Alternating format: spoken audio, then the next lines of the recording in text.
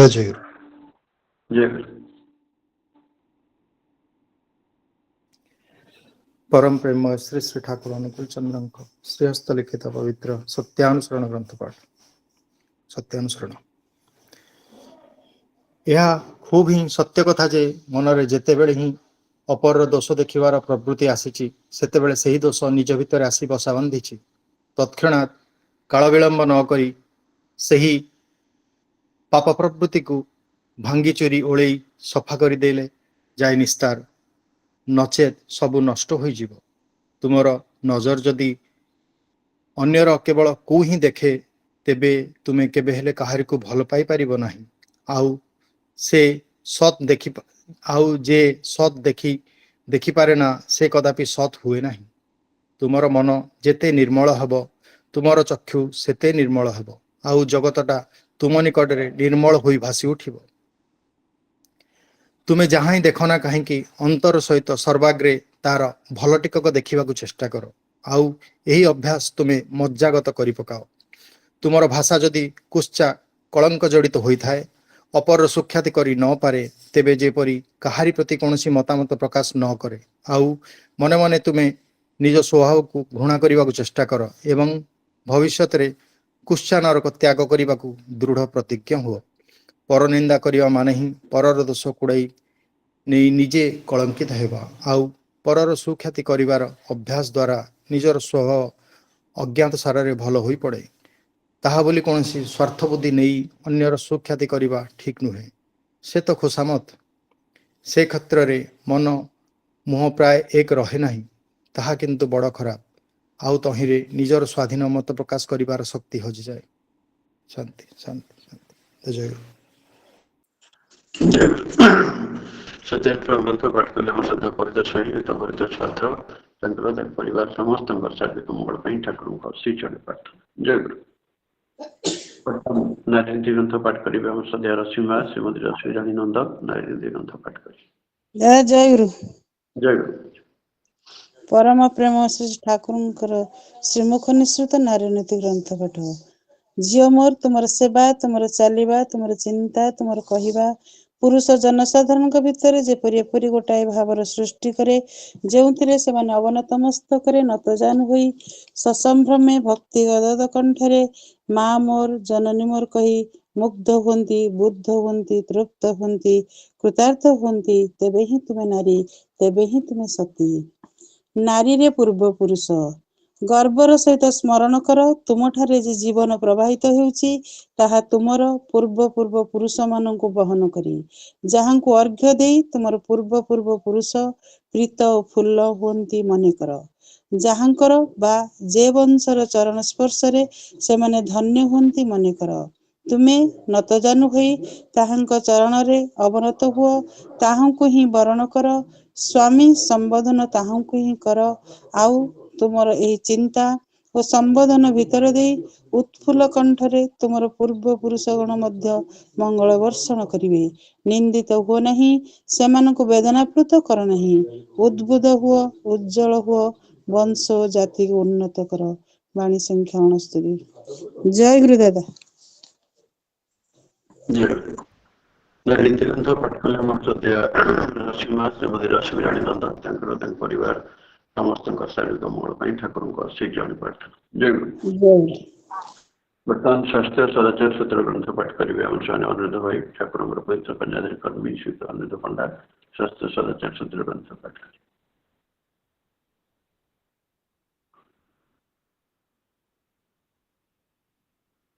अनुरोध कर वर्तमान शास्त्र सदाचार सूत्र ग्रंथ पाठ करेंगे हम स्वामी अनुरुद्ध भाई ठाकुर पवित्र पंजाबी कर्मी श्री अनुरुद्ध पंडा शास्त्र सदाचार सूत्र ग्रंथ पाठ करें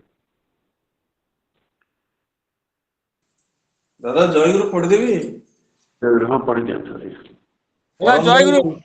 जय गुरु हाँ हाँ पढ़ा था अनिल भाई रुहतु से आसले अनुरुद्ध भाई पढ़ते जय गुरु परम प्रेममय श्री ठाकुर अनुकूल चंद्रंकर स्वास्थ्य और सदाचार सूत्र ग्रंथ पाठ मोर कथा गुड़िक जदि तुमर केवल कथा और चिंतार खोराक मात्र हुए करिबा बा आचरण भितर देई से गुड़ी को जदि वास्तव रे फुटई तोली न पार तेबे पाइबा जे तुमर तमसाच्छन्न रही जीवो ता किंतु अति निश्चय तुमर मु श्री ठाकुर श्रीहस्त लिखित मूल बंगलार ओडिया अनुवाद पाठ स्वास्थ्य सदाचार सूत्र ग्रंथ पाठ खाओ किंतु हजम शक्ति को दुर्बल करना ताहले किंतु ताहा देहरे लागिबो नाही यदि खाद्य यदि जीवनीय न हुए ताहा किंतु सत्तार सर्वनाश करिथाए।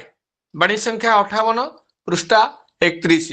आज्ञा जय गुरु जय जय गुरु समस्त को जय गुरु जय गुरु जय गुरु।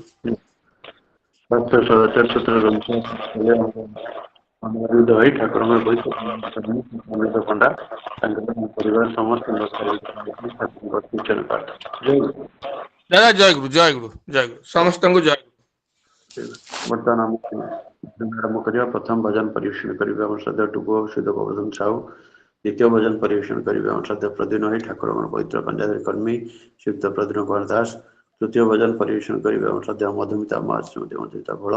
चतुर्थ भजन परिवेशन करिवे हम श्रद्धा तृप्तिलता मा श्रीमती तृप्तिलता त्रिपाठी। और पंचम भजन परिवेशन करिवे हम श्रद्धा जाह्नवी मा सुश्री जाह्नवी श्रीमती जाह्नवी साहू। वर्तमान अनुरोध करछि हमर विष्णु कंसल्ट हम श्रद्धा टुको शुद्ध गोवर्धन साहू प्रथम भजन परिवेशन करिवे। मसा जय गुरु। जय गुरु। उपस्थित समस्त को मोर जय गुरु।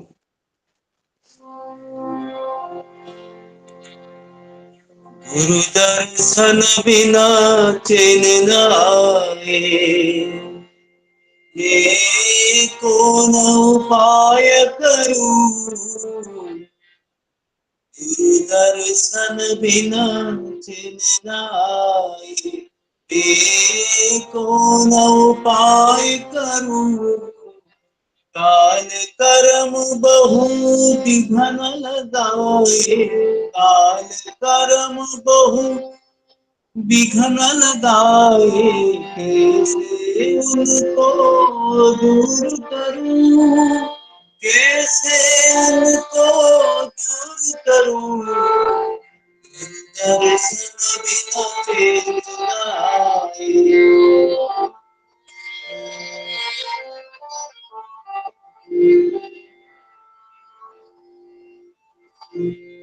और बतन कोई पीस न जावे बतन कोई पीस न जावे। चरणन में विनय करूं अब चरणन में विनय करूं। दर्शन कौन उपाय करूं। दर्शन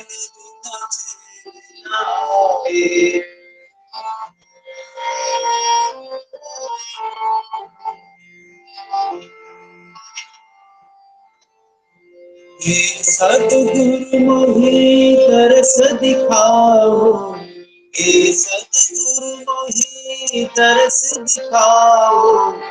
इस दिन तुम्हारी वचन सुनूं इस दिन तुम्हारी वचन सुनूं। दर्शन बिना कौन उपाय करूं।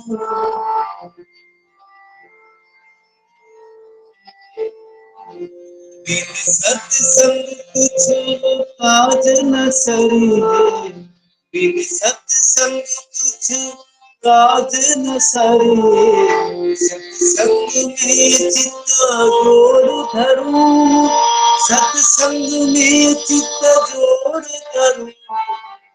दर्शन बिना मैं कौन उपाय करूं। दर्शन बिना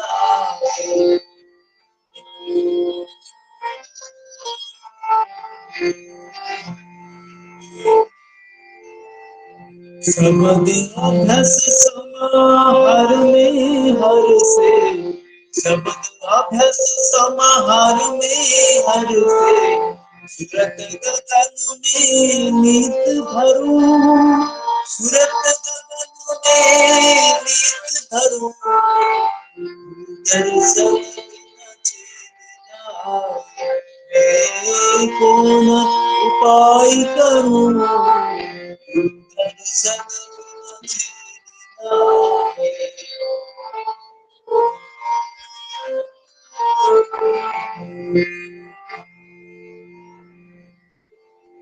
राधा स्वामी प्यारे दया बिचारे राधा स्वामी प्यारे दया बिचारे मैं अब तुम्हारी शरण पड़ूं मैं अब तुम्हारी शरण पड़ूं दर्शन बिना चिरना मैं कौन उपाय करूं दर्शन कर्म बहु विघ्न लगाए कर्म बहु विघ्न लगाए कैसे उनको दूर करूं कैसे उनको दूर करूं दर्शन बिना कौन उपाय करूं दर्शन बिना कौन उपाय करूं दर्शन बिना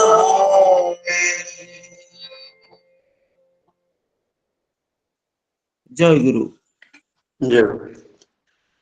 खूब सुंदर भाव आम विष्णु कंठशिल्पी आम सद्य टुकु श्रीत गोवर्धन साहू खूब सुंदर भाव भजन परीक्षण कले परिवार समस्त ठाकुर से जड़े प्रार्थना जय गुरु बर्तमान परवर्ती भजन परीक्षण करेंगे हमारा नेता विष्णु कंठशिल्पी आम सद्य प्रद्युन भाई ठाकुर पवित्र पंजाधारी कर्मी श्रीयुक्त प्रद्युन कुमार दास परवर्ती भजन परीक्षण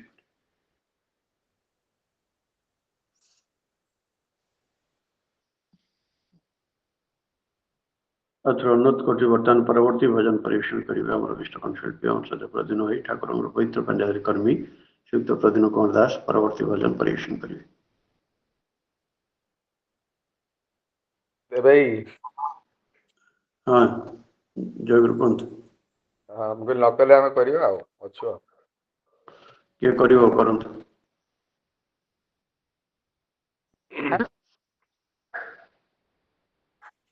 हाँ आसिले से प्रद्युन हाँ ठीक है ठीक है हाँ करम प्रद्युन समस्या है जना पड़लानी सुना गलानी हाउ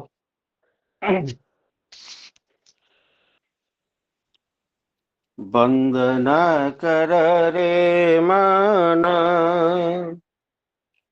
गोविंद पदार बिंद आनंद रे कर पान प्रभु नाम मकरंद वंदना कर रे मन गोविंद पदार बिंद आनंद रे कर पान प्रभु नाम मकरंद वंदना कर रे मन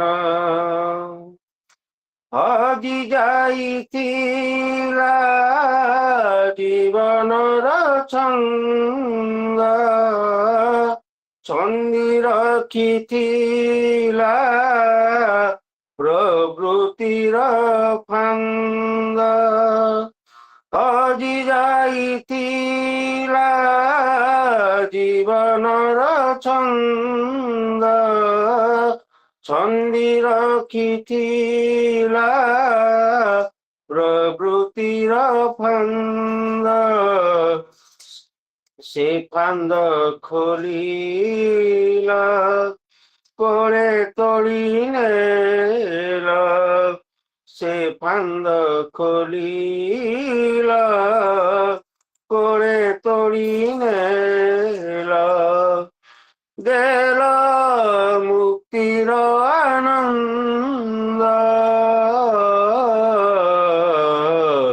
বন্দনা कर रे मन गोविंद पदारविंद आनंद रे कर पान प्रभु नाम मकरंद वंदना कर रे मन गोविंद पदारविंद आनंद रे कर पान प्रभु नाम मकरंद वंदना कर रे मन मन श्री मंदिर होइथिला रुध आखि थाउ थाउ तिमी मुझे अंध मन श्री मंदिर होइथिला रुध आखि थाउ थाउ तिमी मुझे अंध देल ज्ञानंदन कलिल नयन देल ज्ञानंदन कलिल नयन देल जीवनर छंद वंदना कर रे मन गोविंद पदारविंद आनंद रे कर पान प्रभु नाम मकरंद वंदना कर रे मन गोविंद पदारविंद आनंद रे कर पान प्रभु नाम मकरंद वंदना कर रे मन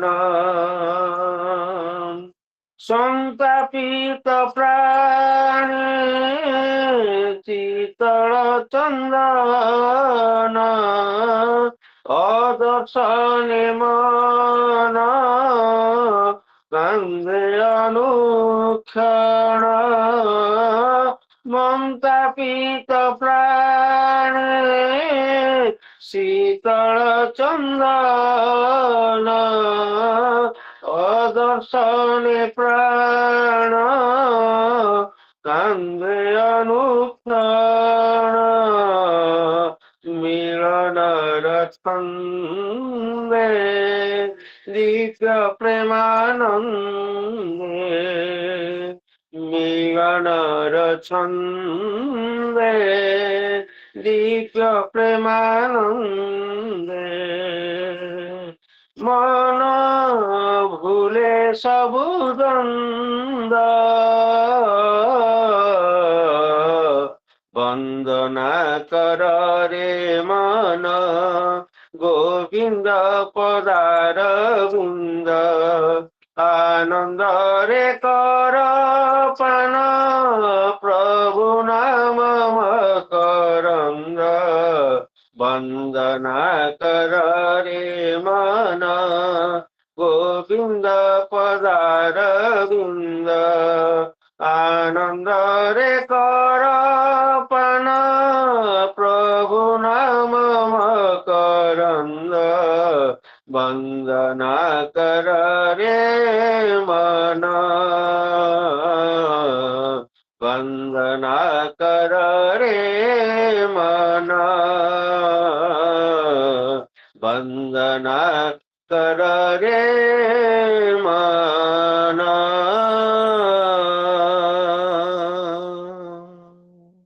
जय गुरु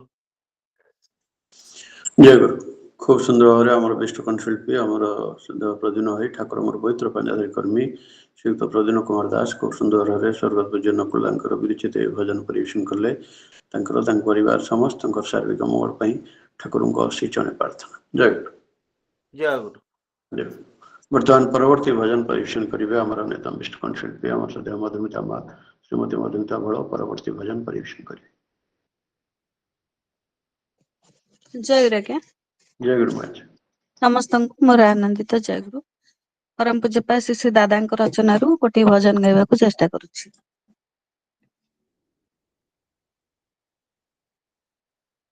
हे बोरेण्य हे शरण्य राखो श्रीपदे दासे করুণা ঘন পতিত পাবন মরি ঘোর ত্রাসে হে বরেণ্য হে শরণ্য রাখো শ্রীপদে দাসে করুণা ঘটিত পাবন মরি ঘোর ত্রাসে হে বরেণ্য হে শরণ্য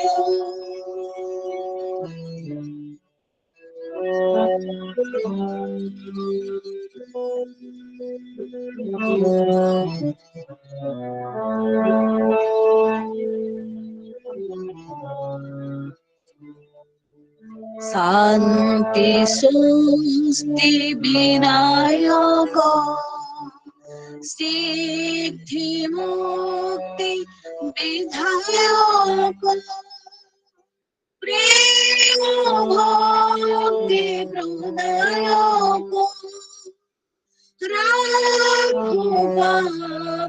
রাঘুনাশী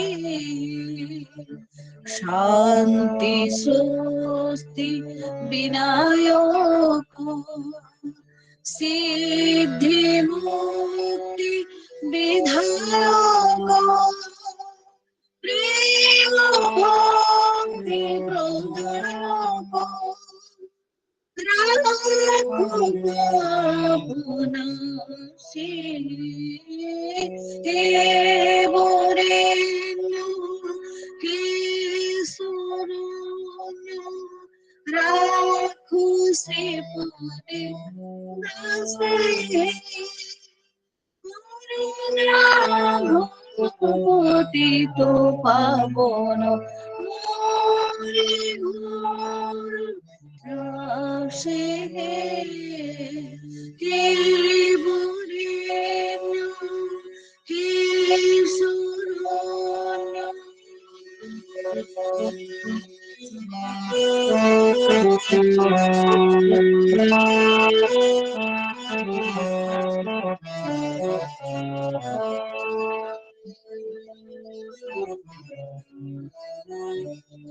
নিষ্ঠা অনুগতি দানে শক্তি দায় দিন প্রাণে সার্থক করো সেবা সাধনে পুরাভিলাষ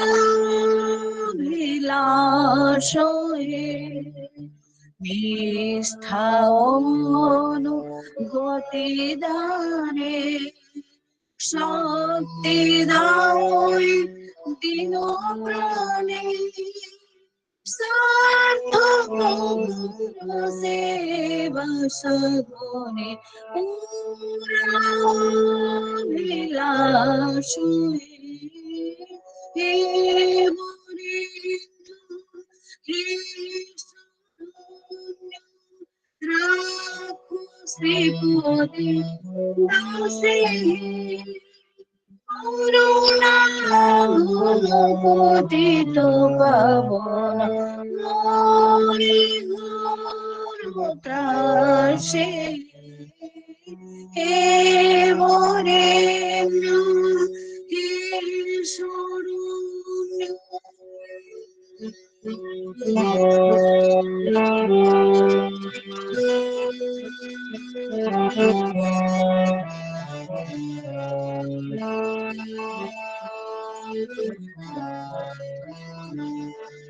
তুমি অনন্ত, তুমি সত্য, তুমি চেতনা, তোমারি চিত্ত সত্তা ভরিয়া জগৎ নিত্য, তবে ভাবি কাশী। তুমি অনন্ত, তুমি সত্য, তুমি চেতনা, তোমারি চিত্ত সত্তা ভরিয়া জগৎ নিত্য, তবে ভাবি কাশী।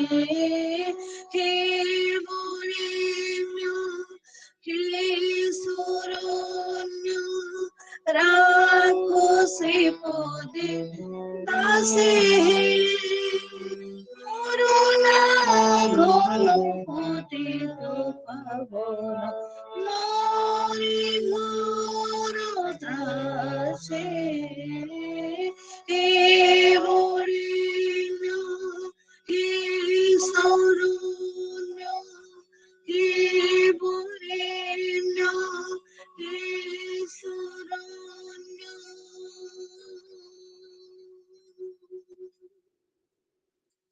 জয় গুরু, জয় গুরু সমস্ত।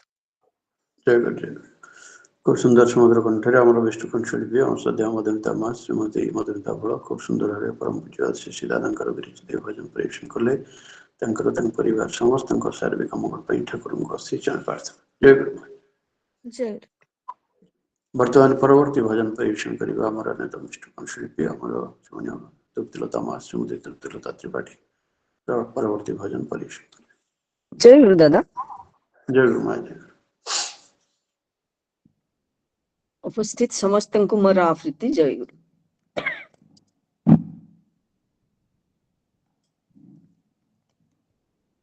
ଏ ଜୀବନ ଫୁଟା କଳସୀରେ ପ୍ରଭୁ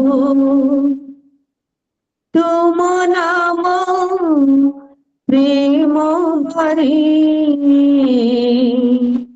ଏ ଜୀବନ ଫୁଟା କଳସୀରେ ପ୍ରଭୁ ତୁମ ନାମ প্রেম বারে,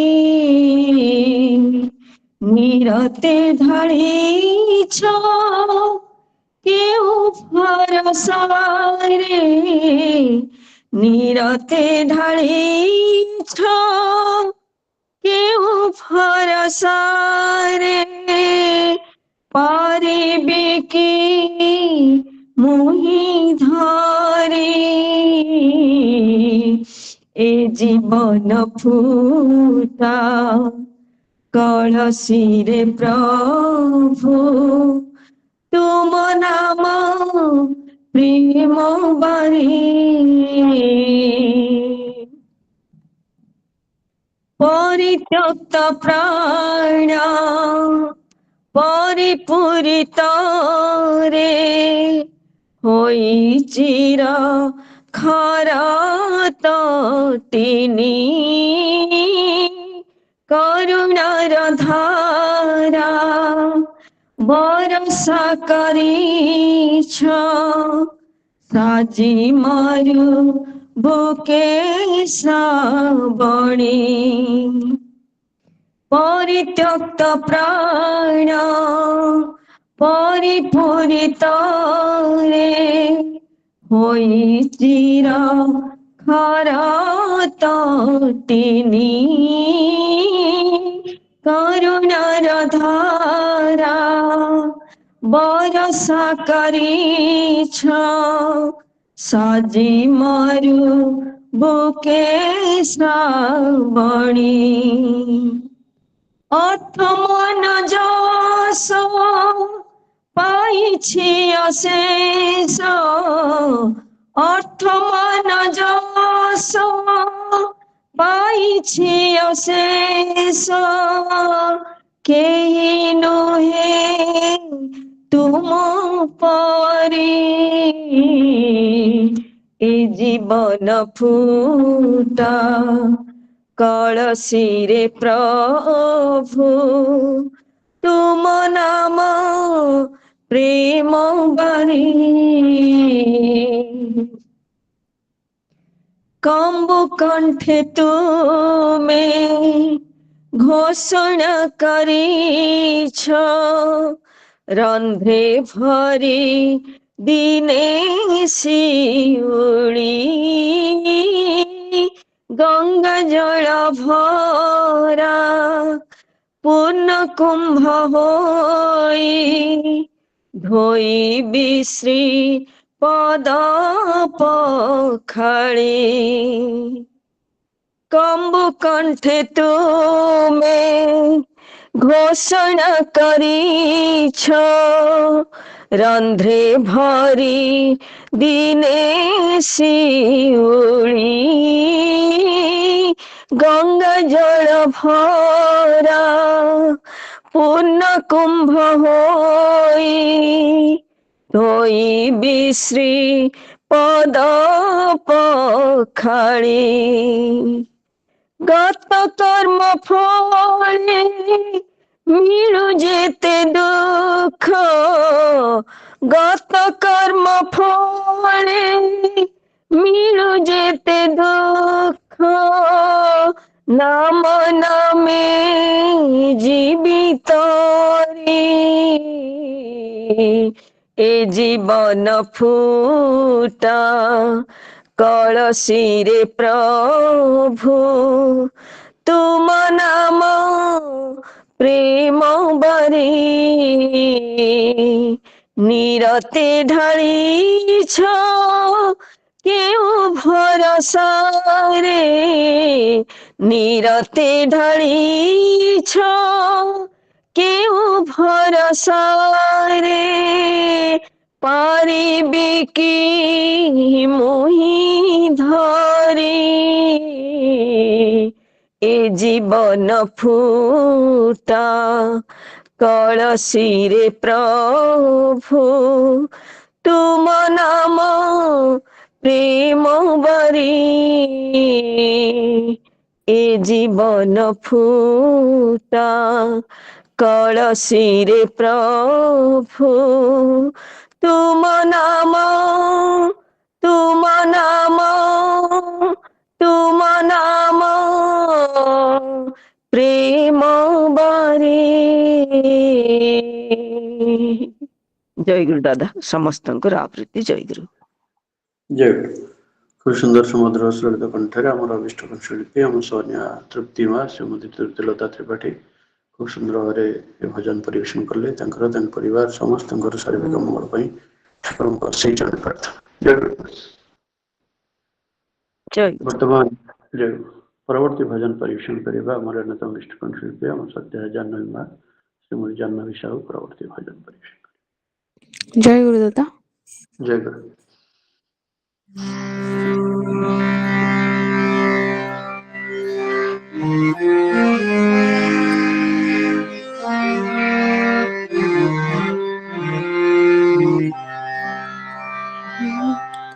তোমাকে যখন মনে পড়ে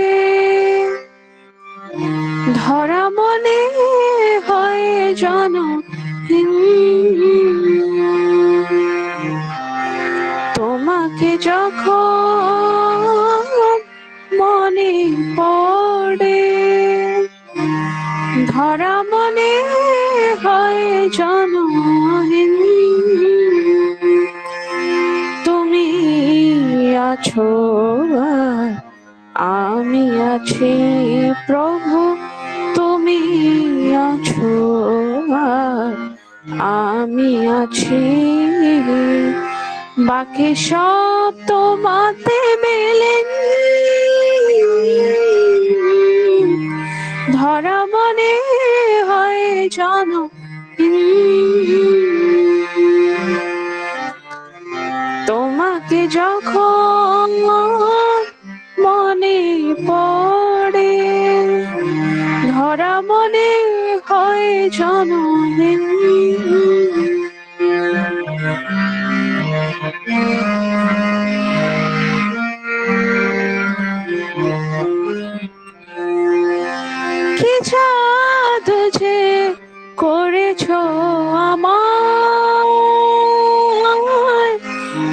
তোমাকে ভেবে ভেবে হায় কোথাও হতে বেলা বইছায় কি জাদু যে করেছো আমায় তোমাকে ভেবে ভেবে হায় কোথাও হাতে বেলা বইছায় তুমি আছো তুমি জেগো আছো প্রভু তুমি আছো তুমি জেগো আছো তাই মনে বাজে চিরদিন ধরা মনে হয় জনহীন তোমাকে যখন মনে পড়ে ধরা মনে হয় জনহীন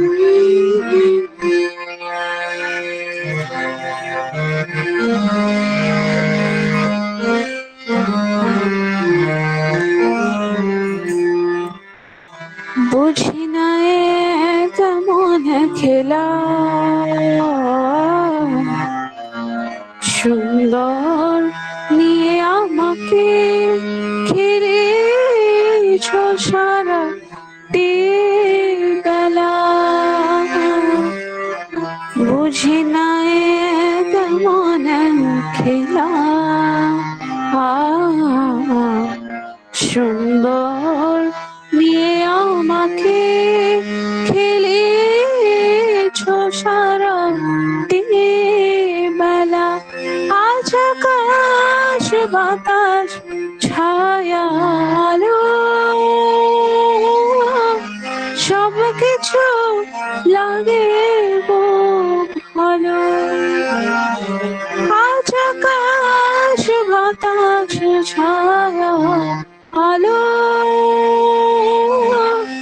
সব কিছু লাগে ভালো প্রভু তোমার হাসি দোলাতে প্রভু তোমার হাসি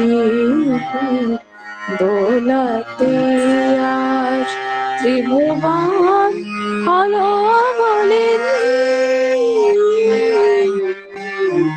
ধরা বনে হয় জনহীন তোমাকে যখন মনে পড়ে ধরা মনে হয় জনহীন তোমাকে যখন মনে পড়ে ধরা মনে হয় জনহীন জয় গুরু দাদা জয় গুরু। খুব সুন্দর সমুদ্র সুললিত କଣ୍ଠରେ ଆମର ବିଷ୍ଟ କଣ୍ଠଶିଳ୍ପୀ ଆମ ଶ୍ରଦ୍ଧେୟ ଜାହ୍ନବୀ ମା ଶ୍ରୀମତୀ ଜାହ୍ନବୀ ସାହୁ ତାଙ୍କର ପିତୃଦେବ ଆମ ସେମାନେ ବସନ୍ତ ଭାଇ ସୁଧ ବସନ୍ତ କୁମାର ସାହୁଙ୍କର ହାରମୋନିୟମ ସହିତରେ ଖୁବ ସୁନ୍ଦର ଭାବରେ ପରମ ପୂଜ୍ୟବାଦ ଶ୍ରୀ ଶ୍ରୀ ଦାଦାଙ୍କର ବିରଚିତ ଏହି ଭଜନ ପରିବେଷଣ କଲେ ତାଙ୍କର ତାଙ୍କ ପରିବାର ସମସ୍ତଙ୍କ ଶାରୀରିକ ମଙ୍ଗଳ ପାଇଁ ଠାକୁରଙ୍କ ସେଇ ଚରଣ ପ୍ରାର୍ଥନା। ଜୟ ଗୁରୁ। ଜୟ ଗୁରୁ ମୋର ବି ସେ ପ୍ରାର୍ଥନା ଭାଇ ମୋର ଆଜ୍ଞା ଆଜ୍ଞା ଏଇ ଯୋଉ ଦାଦାଙ୍କର ଏଇ ଭଜନଟି ବୁଲିବା ପାଇଁ ମୁଁ 1.5 ବର୍ଷ ତଳୁ କି 2 ବର୍ଷ ଏଇ ବୋଧେ ମୁଁ ଅନୁରୋଧ କରିଥିଲି କିନ୍ତୁ ସେତେବେଳେ ତାଙ୍କର ମାନେ ପ୍ରସ୍ତୁତ ନଥିଲା ଯାହା ହଉ ବହୁତ ଦିନ ପରେ ମୁଁ ଶୁଣିଲି ମୁଁ ଅବଶ୍ୟ ତାଙ୍କୁ ଆଗରୁ ଅନୁରୋଧ କରିଥିଲି। ଆଜ୍ଞା ଆଜ୍ଞା ଆଜ୍ଞା ଆଜ୍ଞା ଜୟ ଗୁରୁ ଆଜ୍ଞା ଜୟ ଗୁରୁ। ପୂଜ୍ୟ ପ୍ରଭାତ ଦାସ ସହିତ ଏଇ ଭଜନ ଅତି ପ୍ରିୟ ତାଙ୍କର ଆଉ ଯାହା ହଉ ତାଙ୍କର ପ୍ରତୀକ୍ଷାର ଅନ୍ତ ଘଟିଛି ଜାହ୍ନବୀ ମାଙ୍କ ଠାରୁ ପ୍ରଭାତ ଦାଙ୍କର ସୁସ୍ଥ ସୁଦୃଢ଼ ନିରାମ ଜୀବନ ପାଇଁ ଆମ ଠାକୁରଙ୍କ ସେଇ ପ୍ରାର୍ଥନା ଜଣାଇବା। ଜୟ ଗୁରୁଦାସ।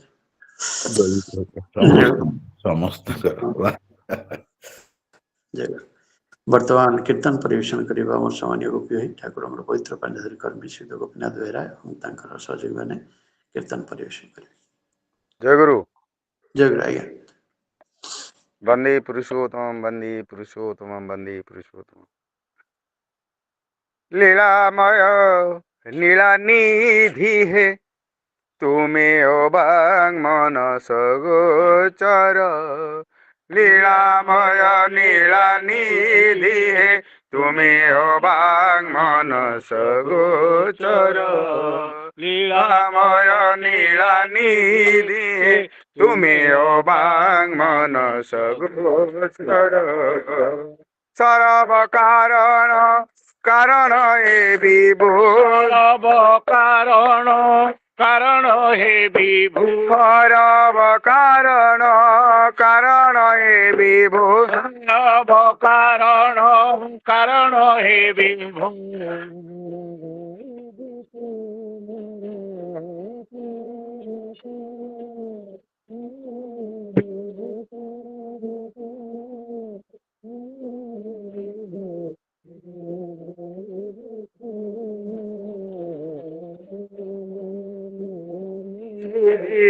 तुम्हें मनस गोचर राम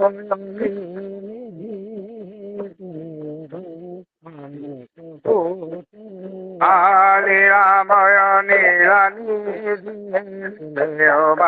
मनस गोचर राम सर्व कारण कारण हे विभु सर्व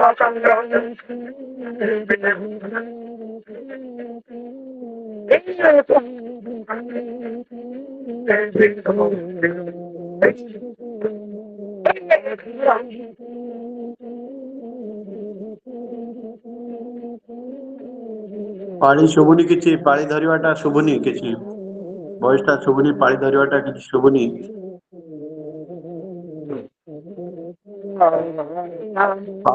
ପାଳି ଧରିବାଟା ଭଏସ ଟା ଶୁଭୁନି ଗୋପ ଭାଇ, ଆପଣ ଭଏସ ଶୁଭୁଛି, ପାଳି ଯୋଉମାନେ ଧରୁଛନ୍ତି ତାଙ୍କ ଭଏସ ଶୁଭୁନି। ଗୋପ ଭାଇଙ୍କର ଭଏସ ଶୁଭୁଛି କିନ୍ତୁ ପାଳି ଯୋଉମାନେ ଧରୁଛନ୍ତି ତାଙ୍କର ଭଏସ କିଛି ଶୁଭୁନି। अमृत को गति तुम चला पथ केबे भूली जाए केबे रखी पाद अमृत गति तुम चला पथ केबे भूली जाए केबे रखी पाद अमृत को गति तुम चला पथ केबे भूली जाए ଯେ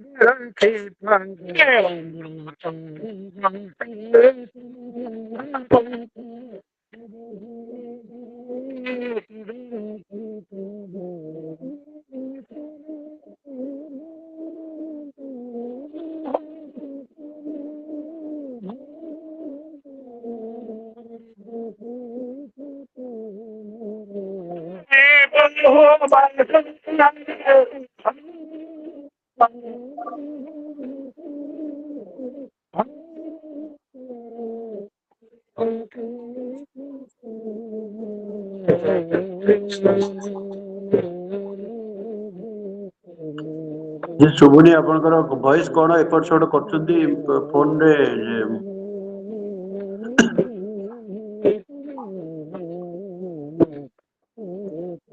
କିଛି ଶୁଭୁନି, ଶୁଭୁନି। ଆପଣ ମାନେ ଅଡିଓ ଟା ଏପଟ ସେପଟ କଣ କରୁଛନ୍ତି? କେତେବେଳେ ଶୁଭୁଛି, କେତେବେଳେ ହାଇ ହେଇଯାଉଛି, କେତେବେଳେ ପୁରା ଇଏ ହେଇଯାଉଛି। ସେ ହଉଛି ନେଟୱାର୍କ ସେ ଦେଖୁଛୁ ଆମେ ନାଇଁ ନାଇଁ, ନେଟୱାର୍କ ନେଇ ଆପଣ ମାନେ କଣ ଅଡିଓ ଏପଟ ସେପଟ କରୁଛନ୍ତି ଟିକେ ଦେଖନ୍ତୁ। ନେଟୱାର୍କରେ ଇଏ ନୁହେଁ ମ୍ୟାଟର। ଦେଖନ୍ତୁ ଦେଖନ୍ତୁ, ଠିକ ଅଛି, ଆରମ୍ଭ କରନ୍ତୁ, କଣ୍ଟିନ୍ୟୁ କରନ୍ତୁ। ଭୁଲ ଅଛି ଆଉ କରନ୍ତୁ, କଣ୍ଟିନ୍ୟୁ କରନ୍ତୁ। हसीची कांदीची केते राह धरी तुमरा हसीना जाइथी पासोरी हसीची कांदीची केते राह धरी तुमरा हसीना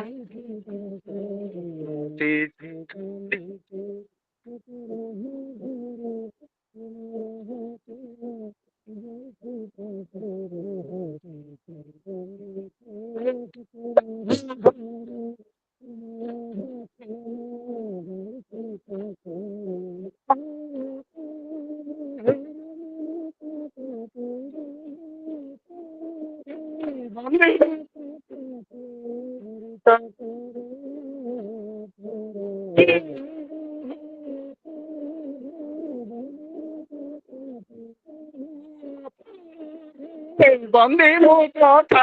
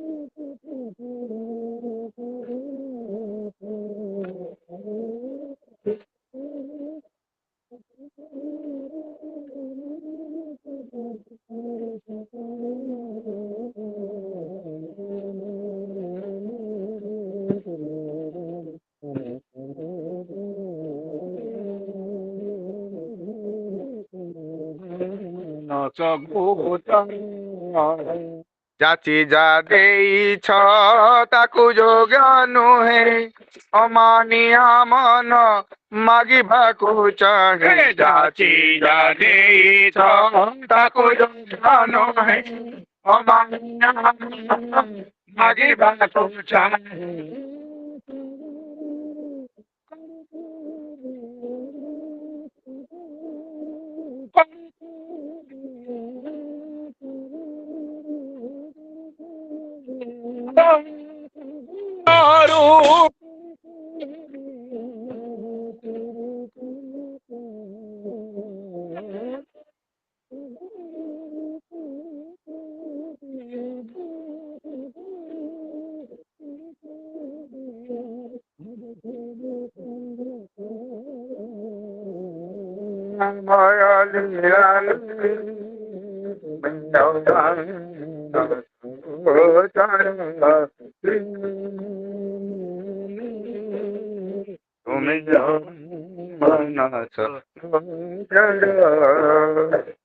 जय गुरु देव भाई नेटवर्क ठीक लागुनि एठी जय गुरु जय खूब सुंदर भाव आमर सामान्य गोपी ठाकुर पवित्र पांचधारी कर्मी श्रीत गोपीनाथ बेहरा और सहयोगी देव भाई अलख भाई नीलमणि भाई अन्य जो अच्छा समस्ते मिलित भाव खूब सुंदर भाव स्वर पूज्य सरदार विरचित कीर्तन परिवेशन करते मझे मझे भल शुभुला किंतु नेटवर्क इश्यू मझे मझे ब्रेक भी हो जाता जहाँ भी हो खूब सुंदर भाव परिवेशन कर गोपी भाई परिवार एवं सहयोगी अलख भाई देव भाई नीलमणि भाई आउ जो मैंने अच्छा परिवार समस्त सर्वदा मंगल ठाकुर श्री चरण प्रार्थना जय गुरु मुझे ठाकुर प्रार्थना करुच्ची पूज्य ऋतिक देवता देव भाई चांदल सत्संग केन्द्र अनुकूल जा भाई सत्संग देवघर थाई जो परिचालना कर प्रार्थना करुच्ची ठाकुर पाखे से आहरी ठाकुर पूजा फुली उठंतु आशीष बहन करंतु प्रभु पाखे जेहेतु देवघर अच्छा से आशीष आम किसी किसी देवघर नहीं जोड़ार अच्छी देवघर नहीं जोड़ार अच्छी अच्छा अच्छा हम खबर पाई जाऊँ ट्रेन में मत कहले जय गुरु प्रतिदिन प्रातः समय चांदल सत्संग बिहार अनुकूल सत्संग आज सत्संग नवेदन कर सामान्य सत्संग भाई ठाकुर सप्रतिनिधि इंजीनियर सत्संग शेखर बेहरा पुत्र दर्शील धीमंत अर्थात जमाता श्रीमंत साहर सुपुत्र दर्शील धीमंत द्वितीय वार्षिक जन्मदिन ठाकुर श्रीचरण में प्रार्थना जनवा से दर्शील धीमंत से प्रभुंर मल्लाखी मणि शुंधु प्रभु नहीं जीवन में उत्तरोन्नति हो सर्वदा मंगल प्रार्थना सहित सत्संग भाई परिवार एवं जमाता श्रीमंत बाबू और परिवार श्रीमंत बाबू और परिवार समस्त सर्वदा मंगल ठाकुर श्रीचरण प्रार्थना तत्सत प्रतिदिन भली सत्संग नवेदन कर मोर बड़ भाई डॉक्टर सुरेश चंद्र दयास आम परिवार समस्त सर्वदा मंगल ठाकुर श्रीचरण प्रार्थना तत्सत प्रतिदिन भली सत्संग नवेदन कर श्रद्धा मिकुबा सुधावीर साहू परिवार समस्त सार्विक मंगल ठाकुर श्रीचरण प्रार्थना तत्सत ସତ୍ସଙ୍ଗ ନିବେଦନ କରିଛନ୍ତି ଆମର ସମ୍ମାନୀୟ ପୂର୍ଣ୍ଣ ଦାସ ଶ୍ରୀଯୁକ୍ତ ପୂର୍ଣ୍ଣଚନ୍ଦ୍ର ପତି ତାଙ୍କର ସ୍ୱର୍ଗ ଶ୍ୱଶୁର ରଘୁନାଥ ପଣ୍ଡାଙ୍କର ଶ୍ରାଦ୍ଧ ଉପଲକ୍ଷେ ଠାକୁରଙ୍କ ଶ୍ରୀଚରଣ ସେଇ ସ୍ୱର୍ଗତ ଆତ୍ମାଙ୍କର ସଦ୍ଗତି ପ୍ରାର୍ଥନା ସହିତ ଆଉ ପୂର୍ଣ୍ଣଦା କୁମୁଦିନୀ ମା ତାଙ୍କର ପରିବାର ସମସ୍ତଙ୍କର ସର୍ବଧ ମଙ୍ଗଳ ପାଇଁ ଠାକୁରଙ୍କ ଶ୍ରୀଚରଣ ପ୍ରାର୍ଥନା। ତା ସହିତ ଆଜି ହେଉଛି ଆମର ସଦ୍ୟ କୁନା ଶ୍ରୀଯୁକ୍ତ ବିଶ୍ୱରଞ୍ଜନ ବେହେରା ତାଙ୍କର ଜନ୍ମଦିନ ସେ ଉପଲକ୍ଷେ ତାଙ୍କର ପରିବାର ତରଫରୁ ତାଙ୍କର ସୁକନ୍ୟା ଏବଂ ସଦ୍ୟ ପୂଜା ଶୋଭାଞ୍ଜଳି ଏବଂ ତାଙ୍କର ସୁପୁତ୍ର ରିଙ୍କୁ ଚିରରଞ୍ଜନ ସେମାନେ ସତ୍ସଙ୍ଗ ନିବେଦନ କରିଛନ୍ତି। ଠାକୁରଙ୍କ ଶ୍ରୀଚରଣ ଆମର ସଦ୍ୟ କୁନାର ସୁସ୍ଥ ସୁଦୀର୍ଘ ନିରାମୋଜନ ପାଇଁ ଏବଂ ତାଙ୍କର ପରିବାର ସମସ୍ତଙ୍କର ସର୍ବଧ ମଙ୍ଗଳ ପାଇଁ ଠାକୁରଙ୍କ ଶ୍ରୀଚରଣ ପ୍ରାର୍ଥନା। ପ୍ରତିଦିନ ଭଳି ଆମର ସତ୍ସଙ୍ଗରେ ଅନେକ ପୂଜ୍ୟ ରୀତିକ ଧୈର୍ଯ୍ୟ ଯାଜ ଗୁରୁ ଭାଇ ମାନେ ମା ମାନେ ଯୋଗଦାନ କରିଛନ୍ତି। ପ୍ରତିଦିନ ଭଳି ଆମର ଠାକୁରଙ୍କ ସପ୍ରତିଥି ପୂଜ୍ୟ Sarbashri Ashok Kumar Mallick, Bijaybhushan Mishra, Bichitrananda Acharya, Brajabandhu Behera, doctor Narendra Swain, doctor Sitakanta Das, doctor Sumut Kumar Mishra, doctor Panchanan Mishra, doctor Pabitra Kumar Mekap, Dibakar Swain, engineer Kashinath Tripathy, engineer Abhinab Mohapatra, engineer Shashank Shekhar Behera, engineer Sachidananda Mallick, engineer Sarat Kumar Das, engineer Barecharan Sahu, engineer Yubaraj Prasad, Jagadish Chandra Sahu, Kailash Chandra Behera, Jagadishwar Pradhan, Manta Sahu, Narottam Pradhan, Nimai Charan Das, Tareswar Jena, Prabhat Kumar Sahu, Prashant Kumar Singh, Parashuram ମାଣିକ, ରମେଶ ଚନ୍ଦ୍ର ନାୟକ, ରଘୁନାଥ ବସ୍ତିଆ, ରଜନୀକାନ୍ତ ପଣ୍ଡା, ରବୀନ୍ଦ୍ରନାଥ ପ୍ରଧାନ, ସନ୍ତୋଷ କୁମାର ଷଡ଼ଙ୍ଗୀ, ସୁଭାଷ ଚନ୍ଦ୍ର ଦାସ, ତାରାକାନ୍ତ ବେହେରା, ପ୍ରଫେସର ଗୁରୁସେନ ଲେଙ୍କା, ପ୍ରଫେସର ରୁଦ୍ରରଞ୍ଜନ ତ୍ରିପାଠୀ ଏଭଳି ଅନେକ ପୂଜ୍ୟ ରୀତିମାନେ ଯୋଗ ଦେଇଛନ୍ତି। ପରବର୍ତ୍ତୀ ଅବସ୍ଥାରେ ଆଉ ଯଦି କିଏ ଯୋଗ ଦେଇଥିବେ ହୁଏତ ମୁଁ ଦେଖିନଥାଇପାରେ। ଆଉ ଆମ ପାଖରେ ଆଜି ଯିଏ ଠାକୁରଙ୍କ କଥା ତୋଳି ଧରିବେ ଆମେ ସମସ୍ତେ ଜାଣିଛନ୍ତି ଅନେକ ତାଙ୍କ ଠାକୁରଙ୍କ କଥା ଶୁଣି ଆସିଛନ୍ତି। ଯଦିଓ ଏବେ ବହୁତ ଦିନ ବ୍ୟବଧାନ ପରେ ଆମେ ସେ ଆମ ସହିତ ଅଛନ୍ତି। ସେ ହେଲେ ଆମର ସମ୍ମାନୀୟ ବିଭୂତି ଭାଇ ଠାକୁରଙ୍କ ସପ୍ରତିନିଧି ସେ ବିଭୂତି ଭୂଷଣ ପତି। ଆଉ ଆମେ ଜାଣିଛେ ଯୋଉ ଆମର କଟକ ବାଲିଯାତ୍ରା ପଡ଼ିଆରେ ଯୋଉ ଶ୍ରୀ ଶ୍ରୀ ବଡ଼ଦାଙ୍କର ଶୁଭ ଆଗମନୀ 50ତମ ଯୋଉ ସ୍ମୃତି ମହୋତ୍ସବ ପରିପାଳନ ହେଲା ତାର ସେ ସଭାପତି ଥିଲେ ସେ ଉତ୍ସବ କମିଟିର। ଯୋଉ ଆଜି ଆମର ଅନୁରୋଧ ରକ୍ଷା କରି ଆମ ସହିତ ଅଛନ୍ତି ଠାକୁରଙ୍କ କଥା ତୋଳି ଧରିବେ ତାଙ୍କୁ ଅନୁରୋଧ କରିବା ଆଲୋଚନା କରିବେ ଶ୍ରୀଯୁକ୍ତ ବିଭୂତି ଭୂଷଣ ପତି ଠାକୁରଙ୍କ ସପ୍ରତିନିଧି। ଆଜ୍ଞା ଜୟ ଗୁରୁ ଆଜ୍ଞା।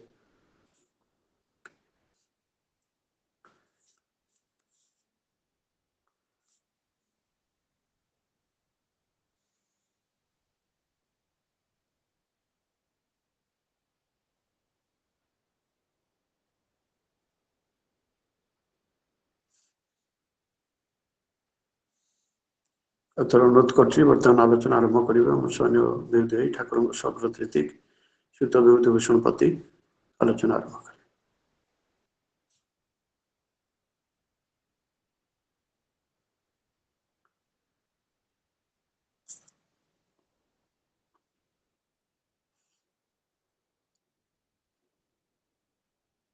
ଏଥର ଅନୁରୋଧ କରୁଛି ବର୍ତ୍ତମାନ ଆଲୋଚନା ଆରମ୍ଭ କରିବା ଆମ ସ୍ୱାମୀ ବିଭୂତି ଭାଇ ଠାକୁରଙ୍କ ସପ୍ରତିନିଧି ଶ୍ରୀଯୁକ୍ତ ବିଭୂତି ଭୂଷଣ ପତି ଆଲୋଚନା ଆରମ୍ଭ କରିବେ।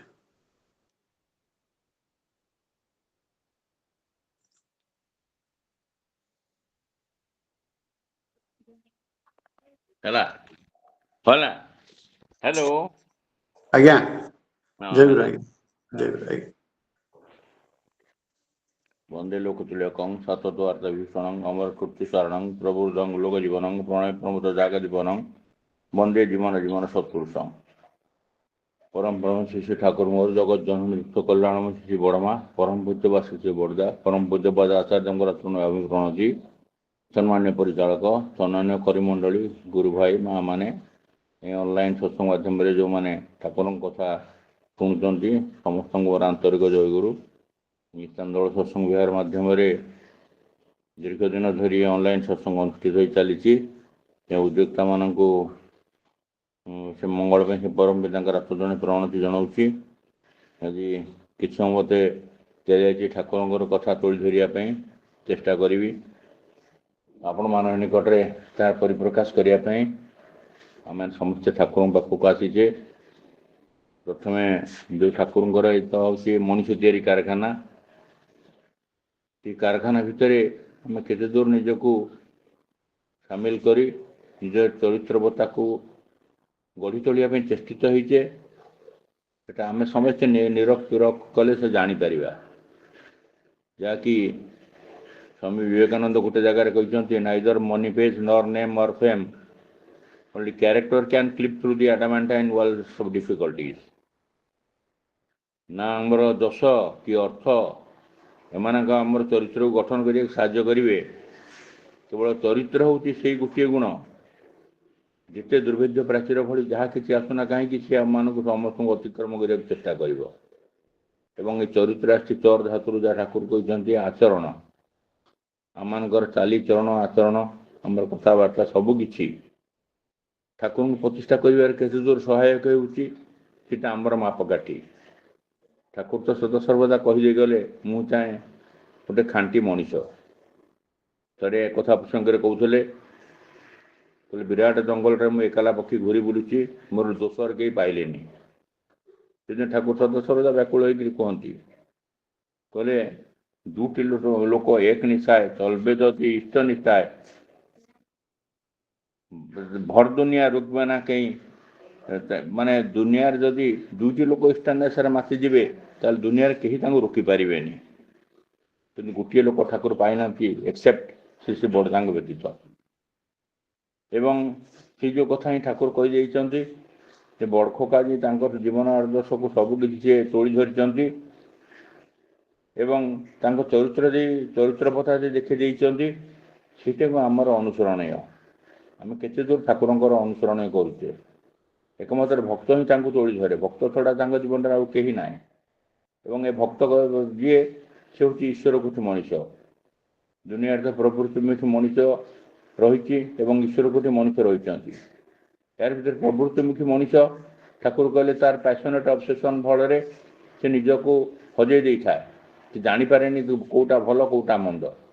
କିନ୍ତୁ ଯେତେବେଳେ ତା ଭିତରେ ଦେଇକରି ସେ ସଦାସର୍ବଦା ବିଭିନ୍ନ ରକମ ଲାଞ୍ଛନା ଗଞ୍ଜନା ଏବଂ ସଂସାର ପାରିପାର୍ଶ୍ୱିକ ସଂଘାତ ଫଳରେ ନିଜକୁ ହଜେଇ ଦିଏ, ସେତେବେଳେ ସେ ତ୍ରାହି ତ୍ରାହି ଡାକେ।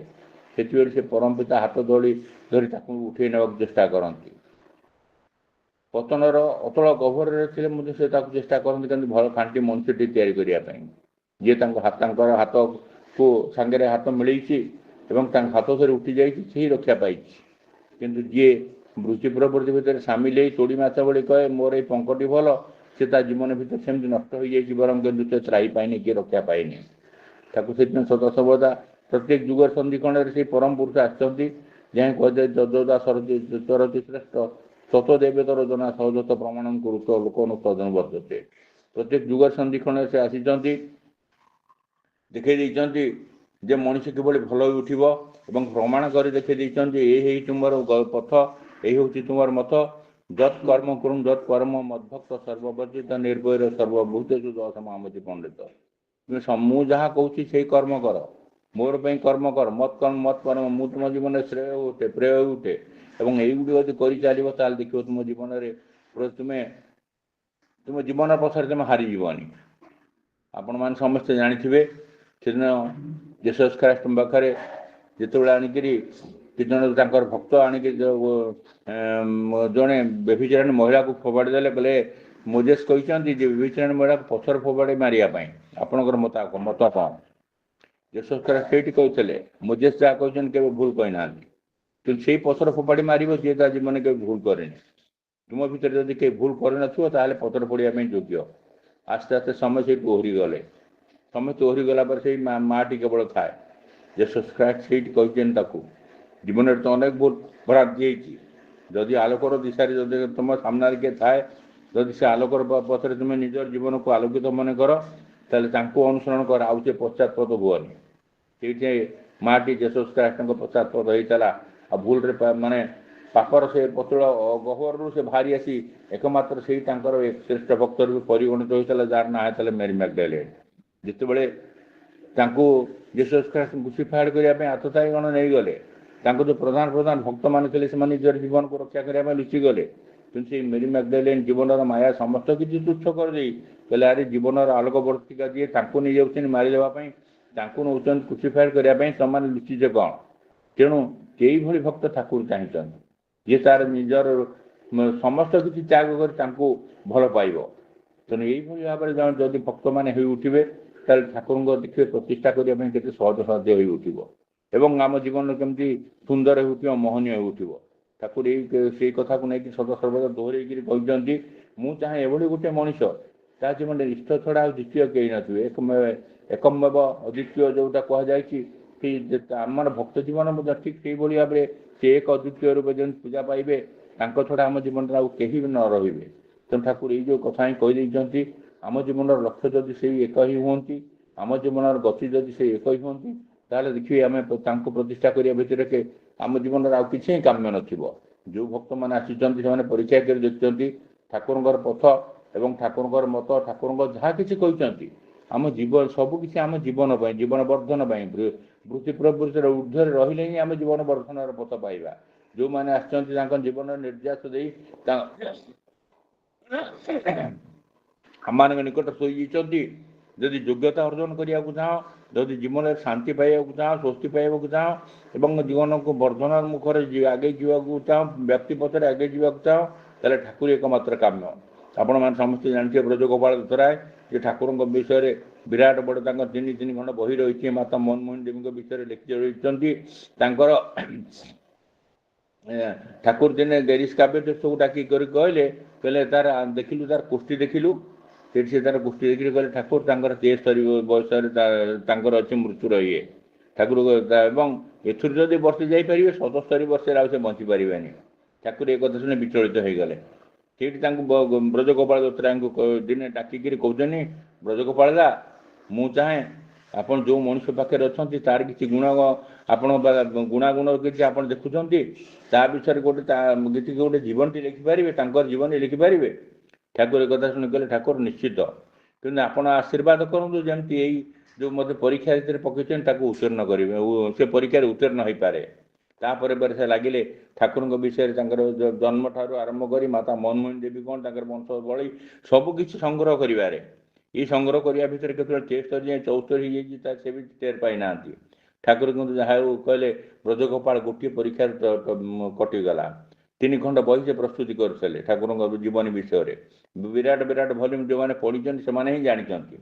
ତାପରେ 77 ବର୍ଷ କିଛି ଦିନ ଅଛି ଯିବା ଆସିବା ପାଇଁ, ଦିନେ ହଠାତ୍ ଠାକୁର ତାଙ୍କୁ ଡାକୁଛନ୍ତି, ବ୍ରଜଗୋପାଳ ଦା, ମୋ ବିଷୟରେ ତ ଯାହା କିଛି ଲେଖିଛନ୍ତି ବହୁତ ସୁନ୍ଦର ହେଇଛି, ଅତି ସମସ୍ତଙ୍କୁ ମନମୁଗ୍ଧକର ହେଇଛି।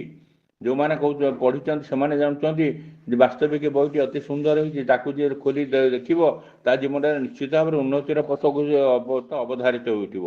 କିନ୍ତୁ ମୋର ମାଆଙ୍କ ବିଷୟରେ ଆପଣ ଲେଖିବେନି? ମୁଁ ଚାହେଁ ମନମୋହନ ଦେବୀଙ୍କ ବିଷୟରେ କିଛି ଲେଖିବା ପାଇଁ। ସେଠୁ ବ୍ରଜଗୋପାଳ ଦା କହୁଛନ୍ତି, ଆପଣଙ୍କ ସେଇ ବହିରେ ତ ପ୍ରଥମ ଭାଗରେ ମୁଁ ତାଙ୍କ ନାଁ ଲେଖିଛି, ନା ମୁଁ ଚାହେଁ ଗୋଟେ ଅଲଗା ବହି ଲେଖିବା ପାଇଁ ଏବଂ ସେଇଟା ହିଁ ଖୁବ୍ ଶୀଘ୍ର ଦରକାର। ତାପରେ ବ୍ରଜଗୋପାଳ ଦା ମାଆଙ୍କ ବିଷୟରେ ତଥ୍ୟ ସଂଗ୍ରହ କଲେ। ମାଆଙ୍କ ବିଷୟରେ ତଥ୍ୟ ସଂଗ୍ରହ କରି ଲେଖା ଚାଲିଲା।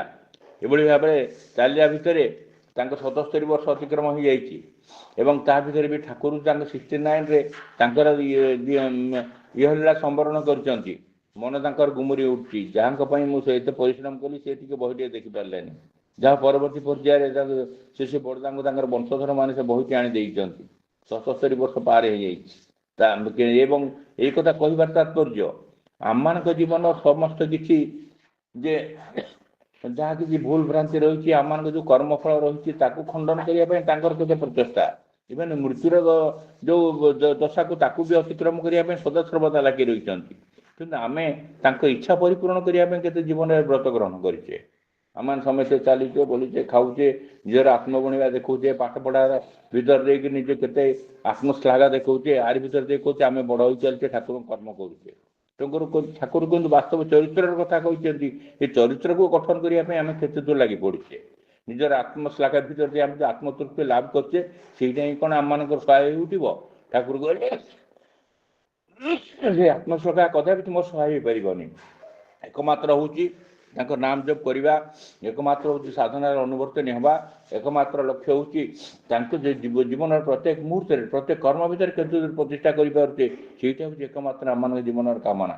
ଏବଂ ସେଇ ପଥ ଦେଇ ଯଦି ଆମେ ଚାଲିବା ତାହେଲେ ଦେଖିବା ତାଙ୍କୁ ଆମେ ନିଶ୍ଚିତ ଭାବରେ ଆମ ଜୀବନର ପ୍ରତ୍ୟେକ ମୁହୂର୍ତ୍ତରେ ଆମେ ତାଙ୍କୁ ଉପଲବ୍ଧି କରିପାରିବା। ଏଇ ଯେଉଁ ବ୍ରଜଗୋପାଳ ଦତ୍ତରାୟଙ୍କର କଥା କହୁଛି, 1939 ମସିହାରୁ 1953 ମସିହା ପର୍ଯ୍ୟନ୍ତ ଗୋଟେ ବିରାଟ ବଡ଼ ପରୀକ୍ଷାର ସମୟ ଆସିଥିଲା। ଦିନେ ତାଙ୍କର ପୁଅ ଇଣ୍ଟରମିଡ଼ିଏଟ୍ ପାସ୍ କରୁଛି।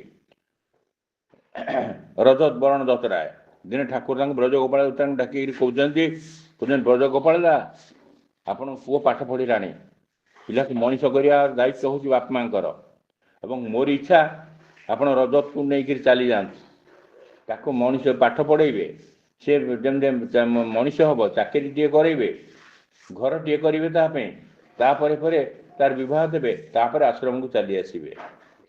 ଏହାପରେ ତାପରେ କହୁଛନ୍ତି ମୁଁ ଚାହିଁଲେ ତାକୁ ସବୁକିଛି ଆପଣଙ୍କ ଅର୍ଥ ଯୋଗାଡ଼ କରିପାରିଥାନ୍ତି, ତାର ସବୁକିଛି କରିପାରିଥାନ୍ତି, କିନ୍ତୁ ମୁଁ ଚାହେଁ ଆପଣ ନିଜର ଯୋଗ୍ୟତା ଦେଇ, ଆପଣ ନିଜର ଚରିତ୍ର ଦେଇ ଆପଣ ତାକୁ କେତେ ଦୂର ମଣିଷ କରି ତୋଳୁଛନ୍ତି, ସେଇଟା ହିଁ ମୋର ଇଚ୍ଛା। ଗୁରୁଙ୍କର ଇଚ୍ଛାକୁ ପୂର୍ଣ୍ଣ କରିବା ପାଇଁ ବ୍ରଜଗୋପାଳ ବଦ୍ଧପରିକର ହେଉଥିଲେ।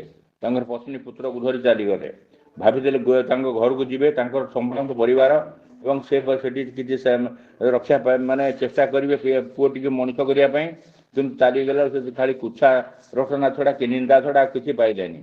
କେତେ ତାଙ୍କର ପ୍ରତିବେଶୀ ମାନେ ତାଙ୍କର ନିଜର ଆତ୍ମୀୟ ସ୍ୱଜନ ତାଙ୍କୁ କେତେ ନିନ୍ଦା ଗାଳି ଗୁଲଜ କଲେ, ସନ୍ନ୍ୟାସ ହେଇଯାଇଥିଲା ବୋଧେ ପାରିଲାନି, ପୁଣି ଚାଲି ଆସିଛି ଆମମାନଙ୍କୁ ହଇରାଣ କରିବା ପାଇଁ। ସେଠିକାର ଗୃହର ମାୟା ତ୍ୟାଗ କରିଦେଲେ, କଲିକତା ମହାନଗରରେ ପହଞ୍ଚିଲେ, ଆସିକି ସେଠି ରହି ପୁଅକୁ ପାଠ ପଢ଼େଇବେ ବୋଲି। ସେଠିକାର ଦ୍ୱିତୀୟ ମହାଯୁଦ୍ଧର ପରିଣତି, ତାରି ଭିତରେ ସେ ବିଭୀଷିକା ଭିତରେ ତାଙ୍କୁ ବହୁତ ପରିଶ୍ରମ କରିବାକୁ ପଡ଼ୁଛି। ରଜତ ବରଣ ଦତରାକେ ଏବଂ ବ୍ରଜଗୋପାଳ ଦତରାକେ ବାପ ପୁଅ ବହୁତ କଷ୍ଟ ପାଇଛନ୍ତି। ଏମିତିକି ହେଇଛି ଦିନେ ଦିନେ ଗୋଟେ ଟ୍ୟୁସନ୍ ଇଏ ମିଳେ, ପାର୍ଟ ଟାଇମ୍ ଟିଚର ମିଳେ, ତାରି ଭିତରେ ଦେଇ ତାଙ୍କୁ ଶିକ୍ଷା ଦେଇଛନ୍ତି, ତାରି ଭିତରେ ଦେଇ ତାଙ୍କର ପୁଅକୁ ପାଠ ପଢ଼ିବାକୁ ଚେଷ୍ଟା କରିଛନ୍ତି। ଏମିତି ସମୟ ଆସିଛି ଦିନେ ଦିନେ ଚୁଡ଼ା ଗୁଡ଼ ଖାଇକିରି ଗୋଟେ ଦିନ ସେ କଟେଇ ଦେଇଛନ୍ତି, କିନ୍ତୁ ସେଥିପାଇଁ ତାଙ୍କର ଟିକେ ମନରେ ଏତେ ଦୁଃଖ ଆସେନି କି ସେ ଚିନ୍ତା କରିନାହାନ୍ତି କ'ଣ ପାଇଁ ପରିସ୍ଥିତି ଏବଂ ଏ ପରିସ୍ଥିତି କେମିତି ମୁକାବିଲା କରିବା ଶକ୍ତି ଆସିଛି। ଏହାରି ଭିତରେ ଦେଇ ସମୟ ଗଡ଼ି ଚାଲିଛି। ସମୟ ଗଡ଼ି ଚାଲିଲା ପରେ ପୁଅ ତାଙ୍କର ଗ୍ରାଜୁଏସନ୍ କମ୍ପ୍ଲିଟ୍ କଲା। ଗ୍ରାଜୁଏସନ୍ କମ୍ପ୍ଲିଟ୍ କଲା ପରେ ଚିନ୍ତା କରୁଛନ୍ତି କେମିତି ଆହୁରି ପୁଅକୁ ଉଚ୍ଚ ଶିକ୍ଷା ଦେବେ। ଏହି ସମୟରେ ଗୋଟେ ଧନାଢ଼୍ୟ ବ୍ୟକ୍ତି ଆସି ତାଙ୍କ ପାଖରେ ପହଞ୍ଚିଛି, କହୁଛି ଆପଣଙ୍କର ପୁଅକୁ ମୁଁ ଦେଖିଛି ସେ ଅତି ଉଚ୍ଚ ଶିକ୍ଷା କରିବା ପାଇଁ ତାର ବି ଯୋଗ୍ୟତା ରହିଛି, ବହୁତ ତାର କ୍ୱାଲିଫାଏଡ଼୍ ପିଲା, କିନ୍ତୁ ମୋର ଗୋଟେ ସର୍ତ୍ତରେ ମୁଁ ଚାହିଁଛି ତାକୁ ଉଚ୍ଚ ଶିକ୍ଷା ପାଇଁ ସାହାଯ୍ୟ କରିବି। କଥା କହିଲେ ଆପଣ ଯଦି କଥା ଦେବେ ତାହେଲେ ମୁଁ ସେ କଥାକୁ ପରିପାଳନ କରିବି, ଯେ ମୋର କନ୍ୟା ସହିତ ଆପଣଙ୍କର ପୁଅର ବିବାହ କରିବି। ନିକଟରେ ବ୍ରଜଗୋପାଳ ଦ୍ୱାରା କହୁଛନ୍ତି ମୋର ତ ଜଣେ ଗୁରୁ ଅଛନ୍ତି, ଗୁରୁଙ୍କ ବିନା ତ ମୁଁ କସ୍ମିନ୍ କାଳେ ମାନେ ଆପଣଙ୍କ ଇଚ୍ଛାରେ ମୁଁ ବିବାହ ଦେଇପାରିବିନି। ନିକଟ ଠିକ୍ ଅଛି, ଆପଣ ଗୁରୁଙ୍କର ଅନୁମତି ନେଇକରି ଆସନ୍ତୁ। ତ ଝିଅଟିର ଫଟୋ ଧରିଲେ, ଆଶ୍ରମକୁ ଚାଲିଲେ। ଆଶ୍ରମ ଗଲାବେଳେ ଠାକୁର ବସିଛନ୍ତି, ଦେବୀଦା ଅନ୍ୟ ଭକ୍ତମାନେ ସବୁ ବସିଛନ୍ତି। ଠାକୁର ଯେତେବେଳେ ଯାଇକି ଦେଖି ଦେଉଛନ୍ତି ତାଙ୍କର ପାଖରେ ଦେବୀଦା ବ୍ରଜଗୋପାଳ ଦାସ ପ୍ରଣାମ କରୁଛନ୍ତି, ସାଙ୍ଗେ ସାଙ୍ଗେ କହୁଛନ୍ତି ଶୁଣ ଦେବୀ, ଏଇଖିଣି ବ୍ରଜଗୋପାଳ ଦାସ ଆସିଛନ୍ତି ତାଙ୍କର ପୁଅର ବିବାହର ବିଷୟ ପାଇଁ, ପୁଅର ବିବାହର କରିବେ। ମୁଁ କିନ୍ତୁ ଯେଉଁ ଦାୟିତ୍ୱ ଦେଇଥିଲି ଦାୟିତ୍ୱ ଅଧାରୁ ଚାଲି ଆସିବାଟା ମୁଁ ପସନ୍ଦ କରେନି। ଇଏ ଯେତେବେଳେ ଠାକୁରଙ୍କୁ ଯାଇକି କହୁଛନ୍ତି ବ୍ରଜଗୋପାଳ ଦା, କହୁଛନ୍ତି ଠାକୁର ଆପଣ ଫଟୋଟି ଦେଖନ୍ତୁ ନା, ଫଟୋଟି ଦେଖିଲେ ନିଶ୍ଚିତ ଭାବରେ ପସନ୍ଦ କରିଯିବେ ଏବଂ ପୁଅର ମୋ ବିବାହର ପାଇଁ ଆପଣ ସମ୍ମତି ପ୍ରଦାନ କରିବେ। ଠାକୁର କହିଲେ ମୁଁ ଫଟୋ କାହିଁ ଦେଖିବି, ମନୋନୀତ ହେଇଗଲେ ତ ମୁଁ ମନା କରିପାରିବିନି, କିନ୍ତୁ ମୁଁ ଚାହେଁନି ଯେଉଁ କର୍ତ୍ତବ୍ୟ କରିବାକୁ ଦେଇଛି କର୍ତ୍ତବ୍ୟ ସମ୍ପାଦନ କରି ଆସନ୍ତୁ। ସେଇଠି ବ୍ରଜଗୋପାଳ ଜାଣିଲେ ଠାକୁରଙ୍କର ଏଥିରେ ମତ ନାହିଁ, ଚୁପଚାପ କରି ସେଇଠୁ ଚାଲି ଆସିଲେ। ତାଙ୍କର ପୁଅର ବିବାହର ଆଉ ସେ ଜାଗାରେ ହେଲାନି। ତାପରେ ତାଙ୍କୁ ଉଚ୍ଚ ଶିକ୍ଷା ଦେବା ପାଇଁ ବହୁତ କଷ୍ଟ ସହାୟ କରିବାକୁ ପଡ଼ିଲା। ତାର ପୁଅ ତାଙ୍କର MA ପାସ୍ କଲା। MA ପାସ୍ କଲା ପରେ ଚାକିରି ଖଣ୍ଡେ ମଧ୍ୟ ପାଇଲା। ଚାକିରି ପାଇଲା ପରେ ତାଙ୍କର ସେଠି ଘର ବି ଗୋଟେ ତିଆରି କଲେ। ଘର ତିଆରି କଲା ପରେ ପରେ ଠାକୁରଙ୍କର ଯେଉଁ ମନୋନୀତ ଝିଅ, ସେ ମନୋନୀତ ଝିଅ ସାଙ୍ଗେ ରଜତ ବରଣ ବିବାହ ସମ୍ପାଦନ କଲେ। ବିବାହ ସମ୍ପାଦନ କଲା ଭିତରେ ଭିତରେ ଚାଲିଯାଇଛି 14 ବର୍ଷ। 14 ବର୍ଷ ଭିତରେ ସ୍ୱାମୀ ସ୍ତ୍ରୀ ଏବଂ ପୁତ୍ର ଫେରି ଆସିଛନ୍ତି ଆଶ୍ରମକୁ। ଆଶ୍ରମକୁ ଦେଖିଲା ଠାକୁର ସେଇଠି ଅତି ଗର୍ବର ସହିତ କହୁଛନ୍ତି, ଯେମିତି ସନ୍ତାନ ଯେମିତି ଉତ୍ତୀର୍ଣ୍ଣ ହୋଇ ଆସିଲେ ପିତାମାତା ଗର୍ବ କରନ୍ତି, ସେଇଠି ଠାକୁର ଗର୍ବର ସହିତ କହୁଛନ୍ତି ବ୍ରଜଗୋପାଳ ମୋର କଥା ମାନେ 14 ବର୍ଷ ପରେ ରାମଚନ୍ଦ୍ରଙ୍କ ଭଳି ବନବାସ ସାରିକିରି ଆଜି ଫେରି ଆସିଛି। ସେତେବେଳକୁ ଯୋଡ଼ିଏ ଘର ତାଙ୍କ ପାଇଁ କରିଦେଇଛନ୍ତି। କହୁଛନ୍ତି ବ୍ରଜଗୋପାଳ ଦା, ଏଇ ଘରଟିରେ ଆପଣ ଏବଂ ଆପଣଙ୍କର ପତ୍ନୀ ରହିବେ ଏବଂ ଆର ଘରଟିରେ ଆପଣଙ୍କର ପୁତ୍ରବୋଧ ରହିବେ। ସେ ତ ଚାକିରି ଗଲାଣି, ଯେତେବେଳେ ସେମାନେ ଆସିବେ ଆଶ୍ରମକୁ ସେମାନେ ରହିବେ। ଏଭଳି ଭାବରେ ତାଙ୍କର ଯେଉଁ କଷ୍ଟସାଧ୍ୟ ପିରିୟଡ଼ ସମୟଟି ଚାଲିଯାଇଛି। ଦିନେ ଯୋଗ୍ୟତା ପ୍ରସଙ୍ଗରେ ଯେତେବେଳେ ପଚରା ହେଲା ଯୋଗ୍ୟତା କାହାକୁ କୁହାଯାଏ, ସେଇଠି ଠାକୁର କହିଲେ ଯୋଗ୍ୟତାର ଅର୍ଥ ମୁଁ ଏଇଠି ଗୋଟେ ଏକ୍ଜାମ୍ପଲ୍ ଦେଖେଇ ଦେଉଛି, ଗୋଟେ ଜୀବନ୍ତ ମଣିଷ, ସିଏ ହେଉଛି ବ୍ରଜଗୋପାଳ। ମୋର କଥା ମାନିକିରି ଚାଲିଗଲା, ନିଜର ଯୋଗ୍ୟତା ଖଟେଇ ପିଲାକୁ ମଣିଷ କରିଲା, ସମସ୍ତ କିଛି ପରିପୂରଣ କରିକିରି ଆସିଲା। ଯୋଗ୍ୟତା ହେଉଛି ଏଇଟା ହିଁ। ଗୁରୁର ନିର୍ଦ୍ଦେଶ ପାଳନ କରି ସେ ଯେତେ ଯାହା କଷ୍ଟ ଆସୁନା କାହିଁକି ଯେତେ ଯାହା ଆସୁନା କାହିଁକି ତାକୁ ସେ ରକ୍ଷା କରି ଚାଲିବା ଏଇଟା ହିଁ ହେଉଛି ଏକମାତ୍ର ଆମ ଜୀବନର ଲକ୍ଷ୍ୟ। ସେ ଠାକୁର କହନ୍ତି ଏ ବ୍ରଜଗୋପାଳ ମୋ କଥା ମାନି କେତେ ବିରାଟ ବିରାଟ ବିପଦରୁ କଟି ଯାଇଛି। ଦିନେ ତାଙ୍କୁ କଲିକତା ଯିବାକୁ ପଡ଼ିଛି। ତାଙ୍କର ଲାଖାମଦା ଯିଏ ବାସୁଦେବଦାଙ୍କ ସହିତ ସେଠୁ 2 ଜଣ ଯାକ ବାହାରିଛନ୍ତି କାଲି ସକାଳେ ଯିବେ କଲିକତା ଠାକୁରଙ୍କର କାମ ସତ୍ସଙ୍ଗର ଗୋଟେ କାମ ଅଛି ତାକୁ ସମ୍ପାଦିତ କରି ଆସିବା ପାଇଁ। ସକାଳୁ ବାହାରିଛନ୍ତି ବ୍ରଜଗୋପାଳ ଦା ଆସିକି ବସଷ୍ଟାଣ୍ଡରେ ପହଞ୍ଚି ଗଲେଣି କିନ୍ତୁ ବାସୁଦେବ ଦା ଆସିନାହାନ୍ତି। ଯେତେବେଳେ ଫେରି ଯାଉଛନ୍ତି ବସଷ୍ଟାଣ୍ଡ ଆଡ଼କୁ ହଠାତ୍ ଠାକୁର ଡାକିଦେଲେ କହିଲେ ଏ ବାସୁ ଶୁଣ। ସେଠୁ ଇଏ ଚାଲିଗଲେ ଠାକୁର ତାଙ୍କ ପାଖରେ କେତେ ଗୁଡ଼ା ସବୁ କଥା ଏମିତି ତୋଳି ଧରିଲେ ଯେ ସେଠି ଆସିପାରୁନାହାନ୍ତି। ଏ ବାସୁଦେବ ଦା ଦେଖୁଛନ୍ତି ଘଣ୍ଟା ଦେଖୁଛନ୍ତି ପ୍ରଥମ ବସ୍ ଟାଇମ୍ ହେଇଗଲାଣି। ସେଠୁ କହିଲେ ଏଇଖିଣି ତ ବ୍ରଜଗୋପାଳ ଦା ଭୀଷଣ ବିରକ୍ତ ହେବେ କ'ଣ କରିବି ଠାକୁର ତଥାପି ଛାଡ଼ୁନାହାନ୍ତି। ପ୍ରଥମ ବସ୍ଟି ଚାଲିଗଲା ଦ୍ୱିତୀୟ ବସ୍ ଟାଇମ୍ ହେଇଛି। ସେଠୁ କହୁଛନ୍ତି ନା ବାସୁ ବ୍ରଜଗୋପାଳ ଦା ତୋତେ କ'ଣ କହିଛନ୍ତି କ'ଣ ଯିବା ପାଇଁ ନା ମୁଁ ତ ସେଇଥିପାଇଁ ଯାଇଛି ଆଉ ଆପଣ ତ ଏଠି ବିଭିନ୍ନ କଥା କହୁଛନ୍ତି ଆପଣଙ୍କର କଥାକୁ ଏଡ଼େଇ ଦେଇ କେମିତି ଯିବି ନା ଯାହା ବ୍ରଜଗୋପାଳ ଦା ମାଷ୍ଟର ଲୋକ ତ ବିରକ୍ତ ହେଇଯିବେ। ବସଷ୍ଟାଣ୍ଡରେ ପହଞ୍ଚିଲା ବେଳକୁ ବ୍ରଜଗୋପାଳ ଦା ତାଙ୍କର ବିରକ୍ତି ପ୍ରକାଶ କଲେ କହିଲେ କ'ଣ କରିବି ଠାକୁର ତ ମୋତେ ରୋକିଦେଲେ। ଏ କଥା ଶୁଣି ବ୍ରଜଗୋପାଳ ଦା ଠାକୁର ଯେତେବେଳେ ରୋକି ଦେଇଛନ୍ତି ଆଉ ସେ କିଛି କହିନାହାନ୍ତି। ପରବର୍ତ୍ତୀ ବସ୍ରେ ଯାଇଛନ୍ତି ଯେତେବେଳେ ଶିଆଳଦା ଷ୍ଟେସନରେ ପହଞ୍ଚିଗଲେ ଦେଖିଲେ ପୂର୍ବର ଯେଉଁ ବସ୍ ଟ୍ରେନ୍ ଲାଇନ୍ କ୍ରସ୍ କଲାବେଳେ ସାଂଘାତିକ ଦୁର୍ଘଟଣାର ସମ୍ମୁଖୀନ ହୋଇଛି। ସେ ଦୁର୍ଘଟଣାରେ ଅନେକ ମୃତାହତ ହୋଇଛନ୍ତି। ଏଠୁ ଏକଥା ଶୁଣିଲି ସାରିଲା ପରେ ସେମାନେ ଟ୍ରେନରେ ଯାଇଛନ୍ତି କାଲକାଟା। କିନ୍ତୁ ଆଡ଼େ କ'ଣ ହେଇଛି ଆଶ୍ରମରେ ଯେତେବେଳେ ଏଇସବୁ ଘଟଣା ଏଠି ଘଟିଯାଇଛି ସମସ୍ତ ଧାରଣା ବ୍ରଜଗୋପାଳ ଦେବ ଏବଂ ବାସୁଦେବ ଦା ବୋଧେ ସେଇ ଦୁର୍ଘଟଣା ଚାଲି ଯାଇଛନ୍ତି। ମାତା ମନମୋହନ ଦେବୀ ଭୀଷଣ ବ୍ୟାକୁଳତା ପ୍ରକାଶ କରିଛନ୍ତି ଏବଂ କାନ୍ଦିକିରି ଗଡ଼ି ଯାଉଛନ୍ତି। ବ୍ରଜଗୋପାଳ ଦାଙ୍କର ପତ୍ନୀ ପ୍ରିୟଲତା ଦେବୀ ସେ ମଧ୍ୟ ତାଙ୍କ ଘରୁ ଯାଉଛନ୍ତି ଠାକୁରଙ୍କ ପାଖକୁ ଆସୁଛନ୍ତି। ଘରୁ ପୁଣି ଠାକୁରଙ୍କ ପାଖକୁ ଯାଇ ଘରେ ଯାଇକି ବିଛଣା ମାନେ ଘର ତଳେ ପୁରା ଅଚେତ ହେଇକିରି ପଡ଼ିଯାଉଛନ୍ତି। ରଜତ ବରଣ ସେତେବେଳେ ଛୋଟିଆଟେ ହେଇଥାଏ। ସିଏ ଯାଇକି ତାଙ୍କର ଯିଏ କାମ ଦାମ କରିବାକୁ ଆସୁଛି ସିଏ ତ ଜାଣିପାରୁନି ମୃତ୍ୟୁର କଥା କ'ଣ। ସେ ଯାଇକି କହୁଛି ଆମ ବାବା ଚାଲିଗଲେ। ସେ ଚାକରାଣୀ ତାକୁ ପାଟି କରୁଛନ୍ତି। ଏହାରି ଭିତରେ ଦେଇ ବ୍ରଜଗୋପାଳ ତାଙ୍କ ଭିତରେ କାହିଁକି ଆସିଲା ଯେ ଆଶ୍ରମକୁ ଖବର ଦିଏ ଏଇ ଯେଉଁ ବସ୍ ଦୁର୍ଘଟଣାରେ ବୋଧେ ଆଶ୍ରମରେ କିଛି ଗୋଟେ ମାନେ ବିରାଟ ବଡ଼ ଚାଞ୍ଚଲ୍ୟ ଘଟି ଯାଇଥିବ। ଟେଲିଗ୍ରାମ କରିକି ଆଶ୍ରମକୁ ପଠାଇଦେଲେ। ଆଶ୍ରମରେ ଯେତେବେଳେ ସମସ୍ତେ ଟେଲିଗ୍ରାମ ପାଇଲେ ସେ ଯାଇ ସମସ୍ତେ ସେତେବେଳେ ଟିକେ ଆଶ୍ୱସ୍ତି ଲାଭ କଲେ। ଏଇ ଯେଉଁ କଥାଟି ଠାକୁର ନିଜେ ହିଁ କହନ୍ତି କହିଲେ ବ୍ରଜଗୋପାଳ ଦା ସବୁ କିଛିର ସେ ତତ୍ତ୍ୱ ଉଦ୍ଘାଟନ କରିପାରେ ଜାଣିପାରେ। ତା ଭିତରେ ଏଭଳି ଭାବରେ ବୋଧ ଆସିଛି ଏଠିକି ଆସି ସତ୍ସଙ୍ଗ ଆଶ୍ରମରେ ଠାକୁରଙ୍କର ନାମ କରି ଏବଂ ତାଙ୍କର ଗୁରୁଙ୍କ ଅନୁସରଣ କରି ତା ଭିତରେ ଅନେକ କିଛି ବୋଧ ତାର ଆସିଛି। ଯାହାଫଳରେ ଭଲ ମନ୍ଦ ସେ ଅନେକ କିଛି ବିବେଚନା ମଧ୍ୟ କରିପାରେ। କିନ୍ତୁ ନିଜର କଷ୍ଟ ଯେତେ କଷ୍ଟ ସହିଯାଉନା ଆସୁନା କାହିଁକି ତାକୁ ନିଜେ ସେ କଷ୍ଟକୁ ସାମ୍ନା କରିବାକୁ ଚେଷ୍ଟା କରେ। ତଥାପି ମୋତେ ଚାହେଁନି ସେ କଷ୍ଟ ଭିତରୁ ମୁଁ ଯାଇ ସେଥିରେ ଭାଗି ହେବି ପାଇଁ। ଦିନେ ଏଭଳି ଗୋଟେ ସମୟ ଆସିଛି 1936 ମସିହା ଆଙ୍କର ଥିଲା ପାଇଲ୍ସ। ଆଙ୍କର ସେଦିନ ବସନ୍ତ ବାହାରି ଯାଇଛି କାହାର ବ୍ରଜଗୋପାଳ ଦୋତରାଙ୍କର। ତାଙ୍କର ମା ପ୍ରିୟଲତା ଦେବୀ ତାଙ୍କର ପତ୍ନୀ ତାଙ୍କର ମଧ୍ୟ ହେଇଯାଇଛି ବେରି ହେଇଛି ଏବଂ ରଜତ ବରଣ ହେଇଯାଇଛି ପ୍ଲୁରିସ୍। 3 ଜଣ ଯାକ ପଡ଼ିଯାଇଛନ୍ତି। କିଏ କାହାକୁ ପଚି ଦେବା ବୋଲି ସମୟ ନାହିଁ। ଏଭଳି ଭାବରେ ସମୟ ଯେତେବେଳେ ପ୍ରବଳ ଭାବରେ ତାଙ୍କର ରୋଗାକ୍ରାନ୍ତ ହେଇଯାଇଛନ୍ତି 3 ଜଣ। ତା ଭିତରେ ଦେଇ ପ୍ରିୟଲତା ଦେଖୁଛନ୍ତି ତାଙ୍କର ବ୍ରଜଗୋପାଳ ତାଙ୍କର ଅବସ୍ଥା ଅତି ସଂକୀର୍ଣ୍ଣ ହୋଇଯାଉଛି ବସନ୍ତ ରୋଗରେ। ସିଏ ନିଜେ ହିଁ ମଧ୍ୟ ଚାଲିପାରୁନାହାନ୍ତି। କିନ୍ତୁ ବହୁତ କଷ୍ଟରେ ଲୁଗାପଟା ସଜାଡ଼ି ଯାଇ ଠାକୁରଙ୍କ ସାମ୍ନାରେ ମାନେ ଠିଆ ହେବାକୁ ଚେଷ୍ଟା କଲେ। ଠାକୁରଙ୍କୁ ଯାଇ କହିବାକୁ ଚେଷ୍ଟା କଲେ କିନ୍ତୁ ଠାକୁର ଧରା ମଦା ଦେଉନାହାନ୍ତି। ଏଡ଼େଇ ହେଇ ଚାଲିଯିବାକୁ ବସୁଛନ୍ତି। ପ୍ରିୟଲତା ବି ତତ୍ପର ନାସ୍ତି ଚେଷ୍ଟା କରୁଛନ୍ତି ଠାକୁରଙ୍କ ସାମ୍ନାରେ ପହଞ୍ଚି ତାଙ୍କୁ କିଛି ତାଙ୍କୁ ଏଇ ବିପଦ ରକ୍ଷା କରିବାକୁ ଚାହିଁବେ। ତଥାପି ଠାକୁର ଯେତେବେଳେ କିଛି ମାନେ ତାଙ୍କୁ ସୁଯୋଗ ଦେଉନାହାନ୍ତି ତାଙ୍କର କଥା ଶୁଣିବା ପାଇଁ। ପ୍ରିୟଲତା ଠାକୁର ତାହେଲେ ଆମମାନେ କ'ଣ ଏମିତି ବିପଦରେ ପଡ଼ି ଚାଲିଯିବୁ ଆପଣଙ୍କର ଏହା ଇଚ୍ଛା ତାହେଲେ ଆମର କିଛି କହିବାର ନାହିଁ ମୁଁ ଫେରି ଯାଉଛି।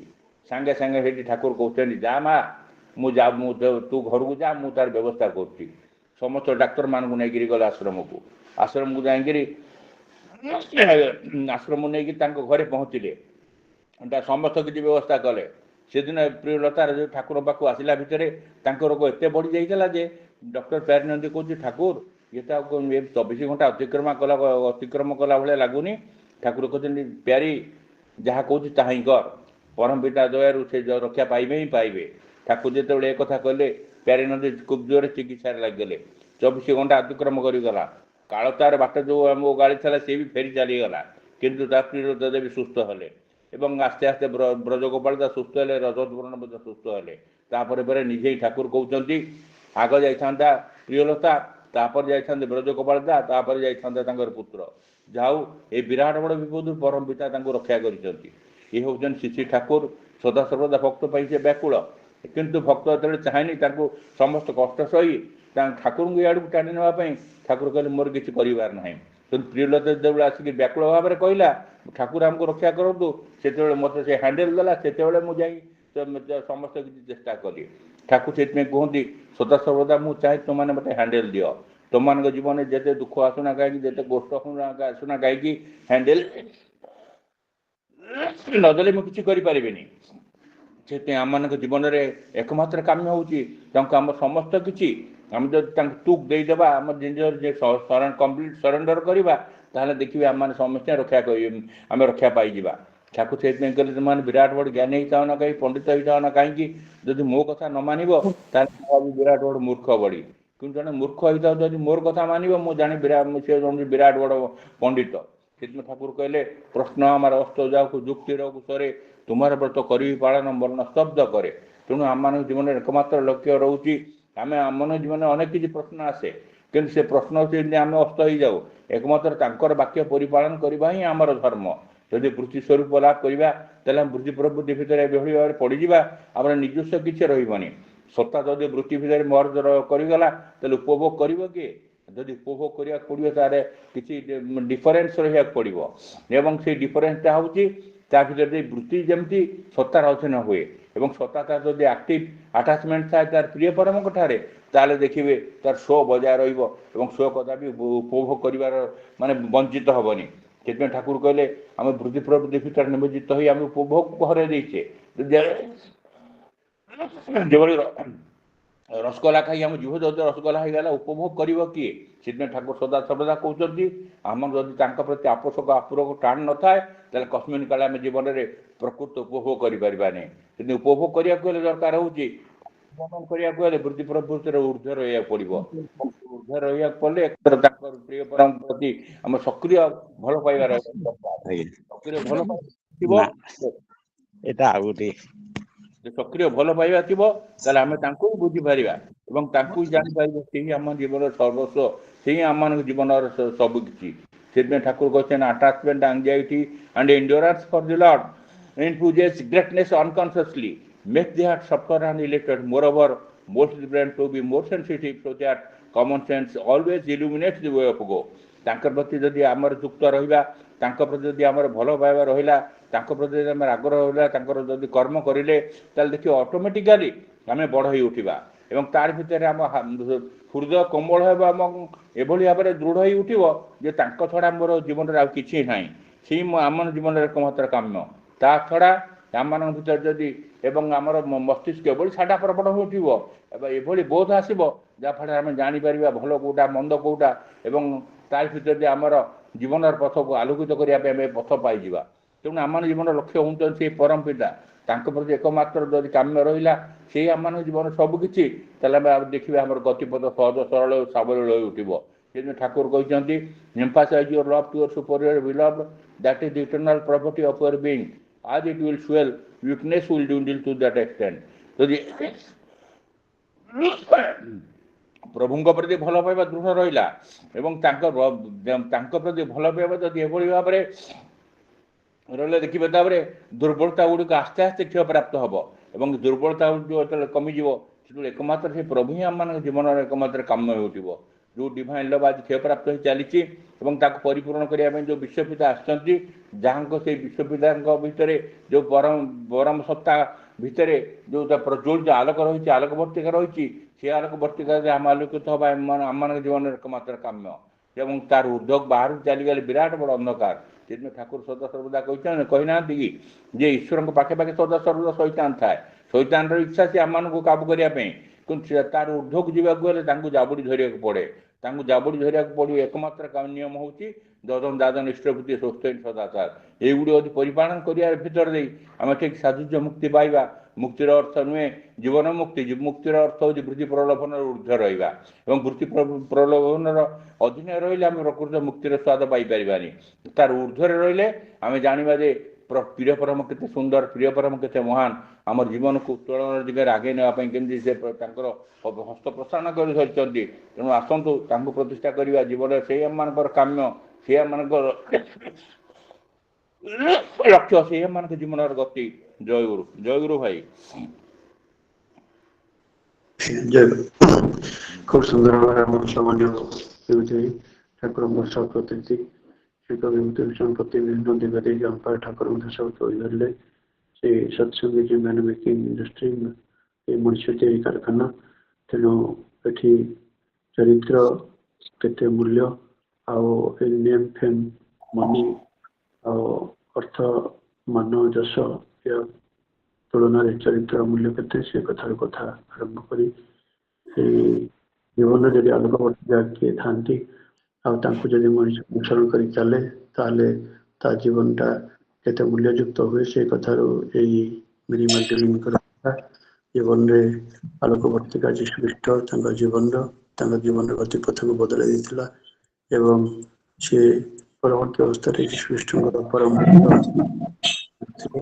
एवं ता भितर श्री श्री ठाकुर भक्त ये ब्रज गोपाल दत्तराय आउ जे 3 खंड बही लिखिं आम जाचे एवं माता मनमोहन देवी बही खंड लिखिं आउ से ब्रज गोपाल दत्तराय एवं तमा पुत्र जदवरण से जीवन लक्ष्य आम पाखे धरले एवं किभली कर्मफल प्रारब्ध को खंडन कर आगू आगू जाहब से कथा आम पाखे धरले एभली भाव गुड़े तत्व और तथ्यपूर्ण कथा सब ठाकुर कथा आम पाखे धरले मैंने आमर सामान्य व्यवसायीकर सुस्थ सुदीर्घ निराम जीवन ठाकुर से चरण प्रार्थना जनवा परिवार समस्त सर्वद मंगल ठाकुर से चरण प्रार्थना जनवा एमती प्रभु कथा कहीकि आम अनुप्रेरणा पुष्ट कर धारा ही अभ्यास था यही ठाकुर से चरण प्रार्थना जय गुरु आसंता काली 31 तारीख एवं 1 तारीख 2 दिन सत्संग ऑनलाइन सत्संग बंद देवघर ऑल इंडिया रीति कॉन्फ्रेंस एवं उत्सव तेणु आसंता काली ऑनलाइन सत्संग एवं 1 तारीख ऑनलाइन सत्संग बंद पुणी 2 तारीख यथा भाव सत्संग चालू जो मनकर भोग सब 31 तारीख और 1 तारीख अच्छी आम 2 तारीख ऑनलाइन सत्संग सामिल करूँ तेणु आम मैंने पुणी 2 तारीख सत्संग जोगदवा आसंता काली एवं 1 तारीख 2 दिन सत्संग ऑनलाइन सत्संग बंद वर्तमान आमर श्रद्धादेव भाई श्रीयुत देवनाथ साहू समापनी कीर्तन करी ध्वनि दे सत्संग समापन हम। जय गुरु दादा जय गुरु जय गुरु। लागिला नव परस प्रीति मने प्राणे ए धरणी धन्य हेला तब आगमने ए धरणी धन्य हेला तब आगमने धरणी धन्य हेला तब आगमने ओ लागिला नव परस लागिला नव परस लागिला नव परस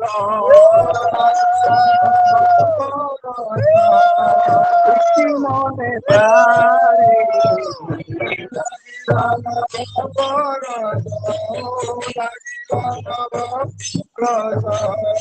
प्रीति मने हेला तब आगमने हे धरणी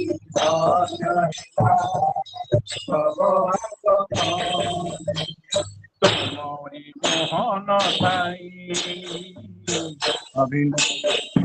तुमरी मोहन रूप अभिनव रूप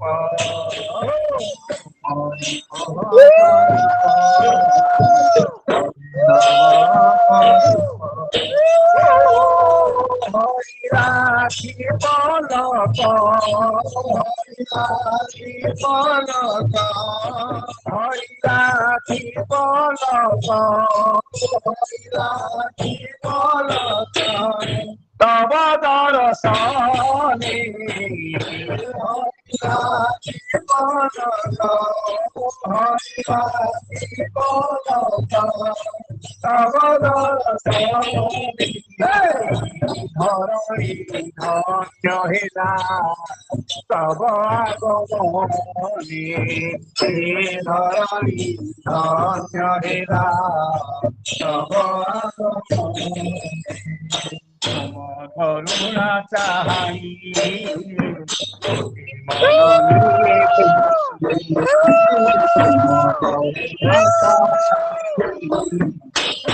মননে লাগে ও তুম করুণা চাহাই কোটি মননে লাগে তুম করুণা চাহাই কোটি মননে লাগে ও বন্ধাহি তলে চড়ি বন্ধাহি তলে চড়ি তব চরণি ধরণি ধন্য হেলা তব আগমনে ধরণি ধন্য হেলা তব আগমনে তুম প্রেম পারাবার হরিদেবা দুঃখ ভার তুম প্রেম পারাবার হরিদেলা দুঃখ ও তুম প্রেম পারাবার হরিদেলা দুঃখ ভার তুম প্রেম পারাবার হরিদেলা দুঃখ ভার ও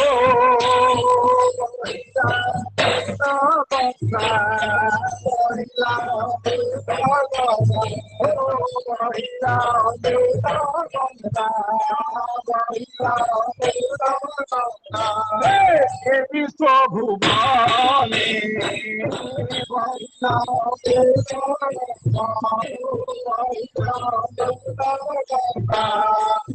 বিশ্বভুবনে ধরণী তব আগমনে ধরণী তব আগমনে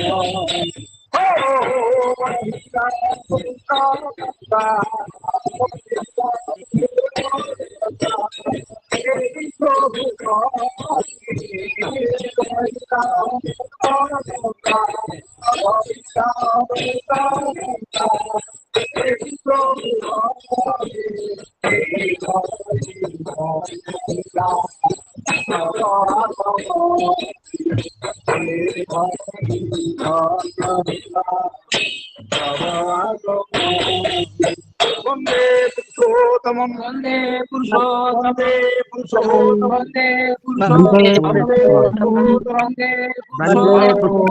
ठाकुर चंद्र जी की ठाकुर चंद्र जी की ठाकुर चंद्र जी की श्री गणमा श्री श्री गणमा श्री गणमा पूज्य पास पूज्य पास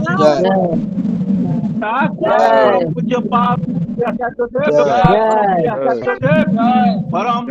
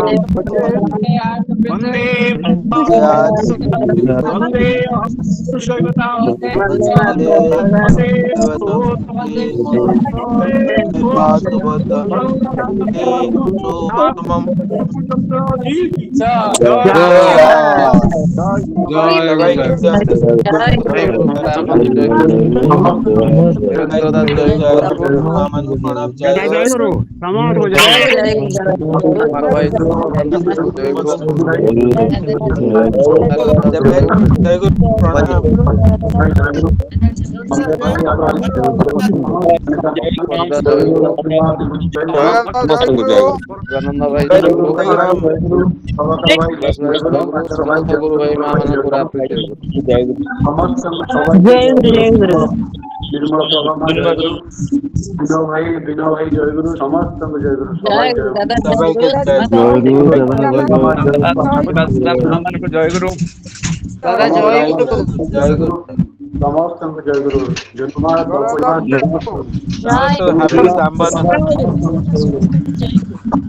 जयगुरु कुमुदिनमा जयगुरु कांड भाई प्रवीण माँ समस्त जयगुरु सबाई जयगुरु समस्त जयगुरु सबाई के जयगुरु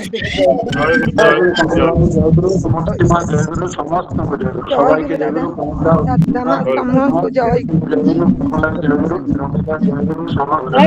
जयगुरु समस्त जयगुरु सबाई के जयगुरु फाइनल परिवार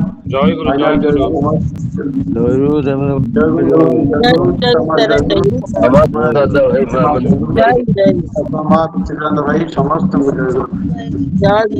जयगुरु फाइनल समस्त जयगुरु सबाई के जयगुरु जयगुरु सबाई के फाइनल जयगुरु समस्त जयगुरु समस्त जयगुरु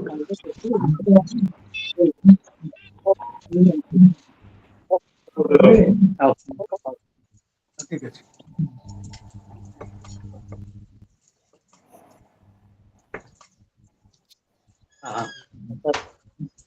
पहले बहुत कहते हो गए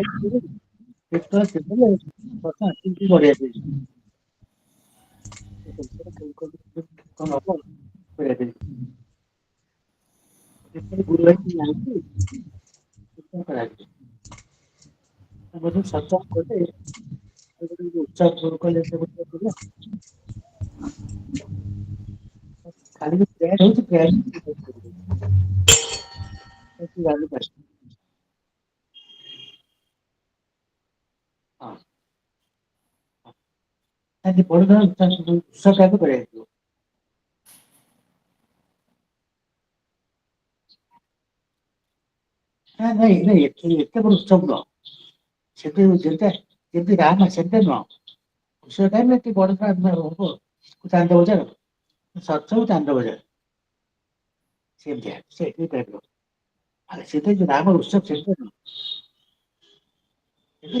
ना केवल मंदिर हम सत्संग आसो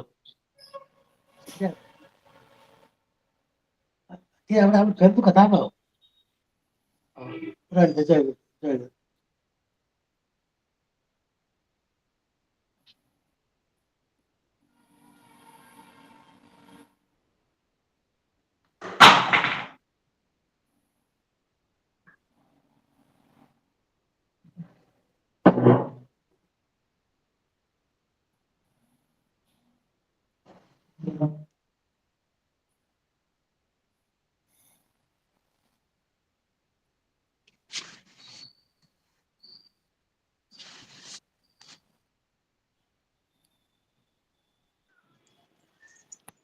जय दादा किसी शुभुनी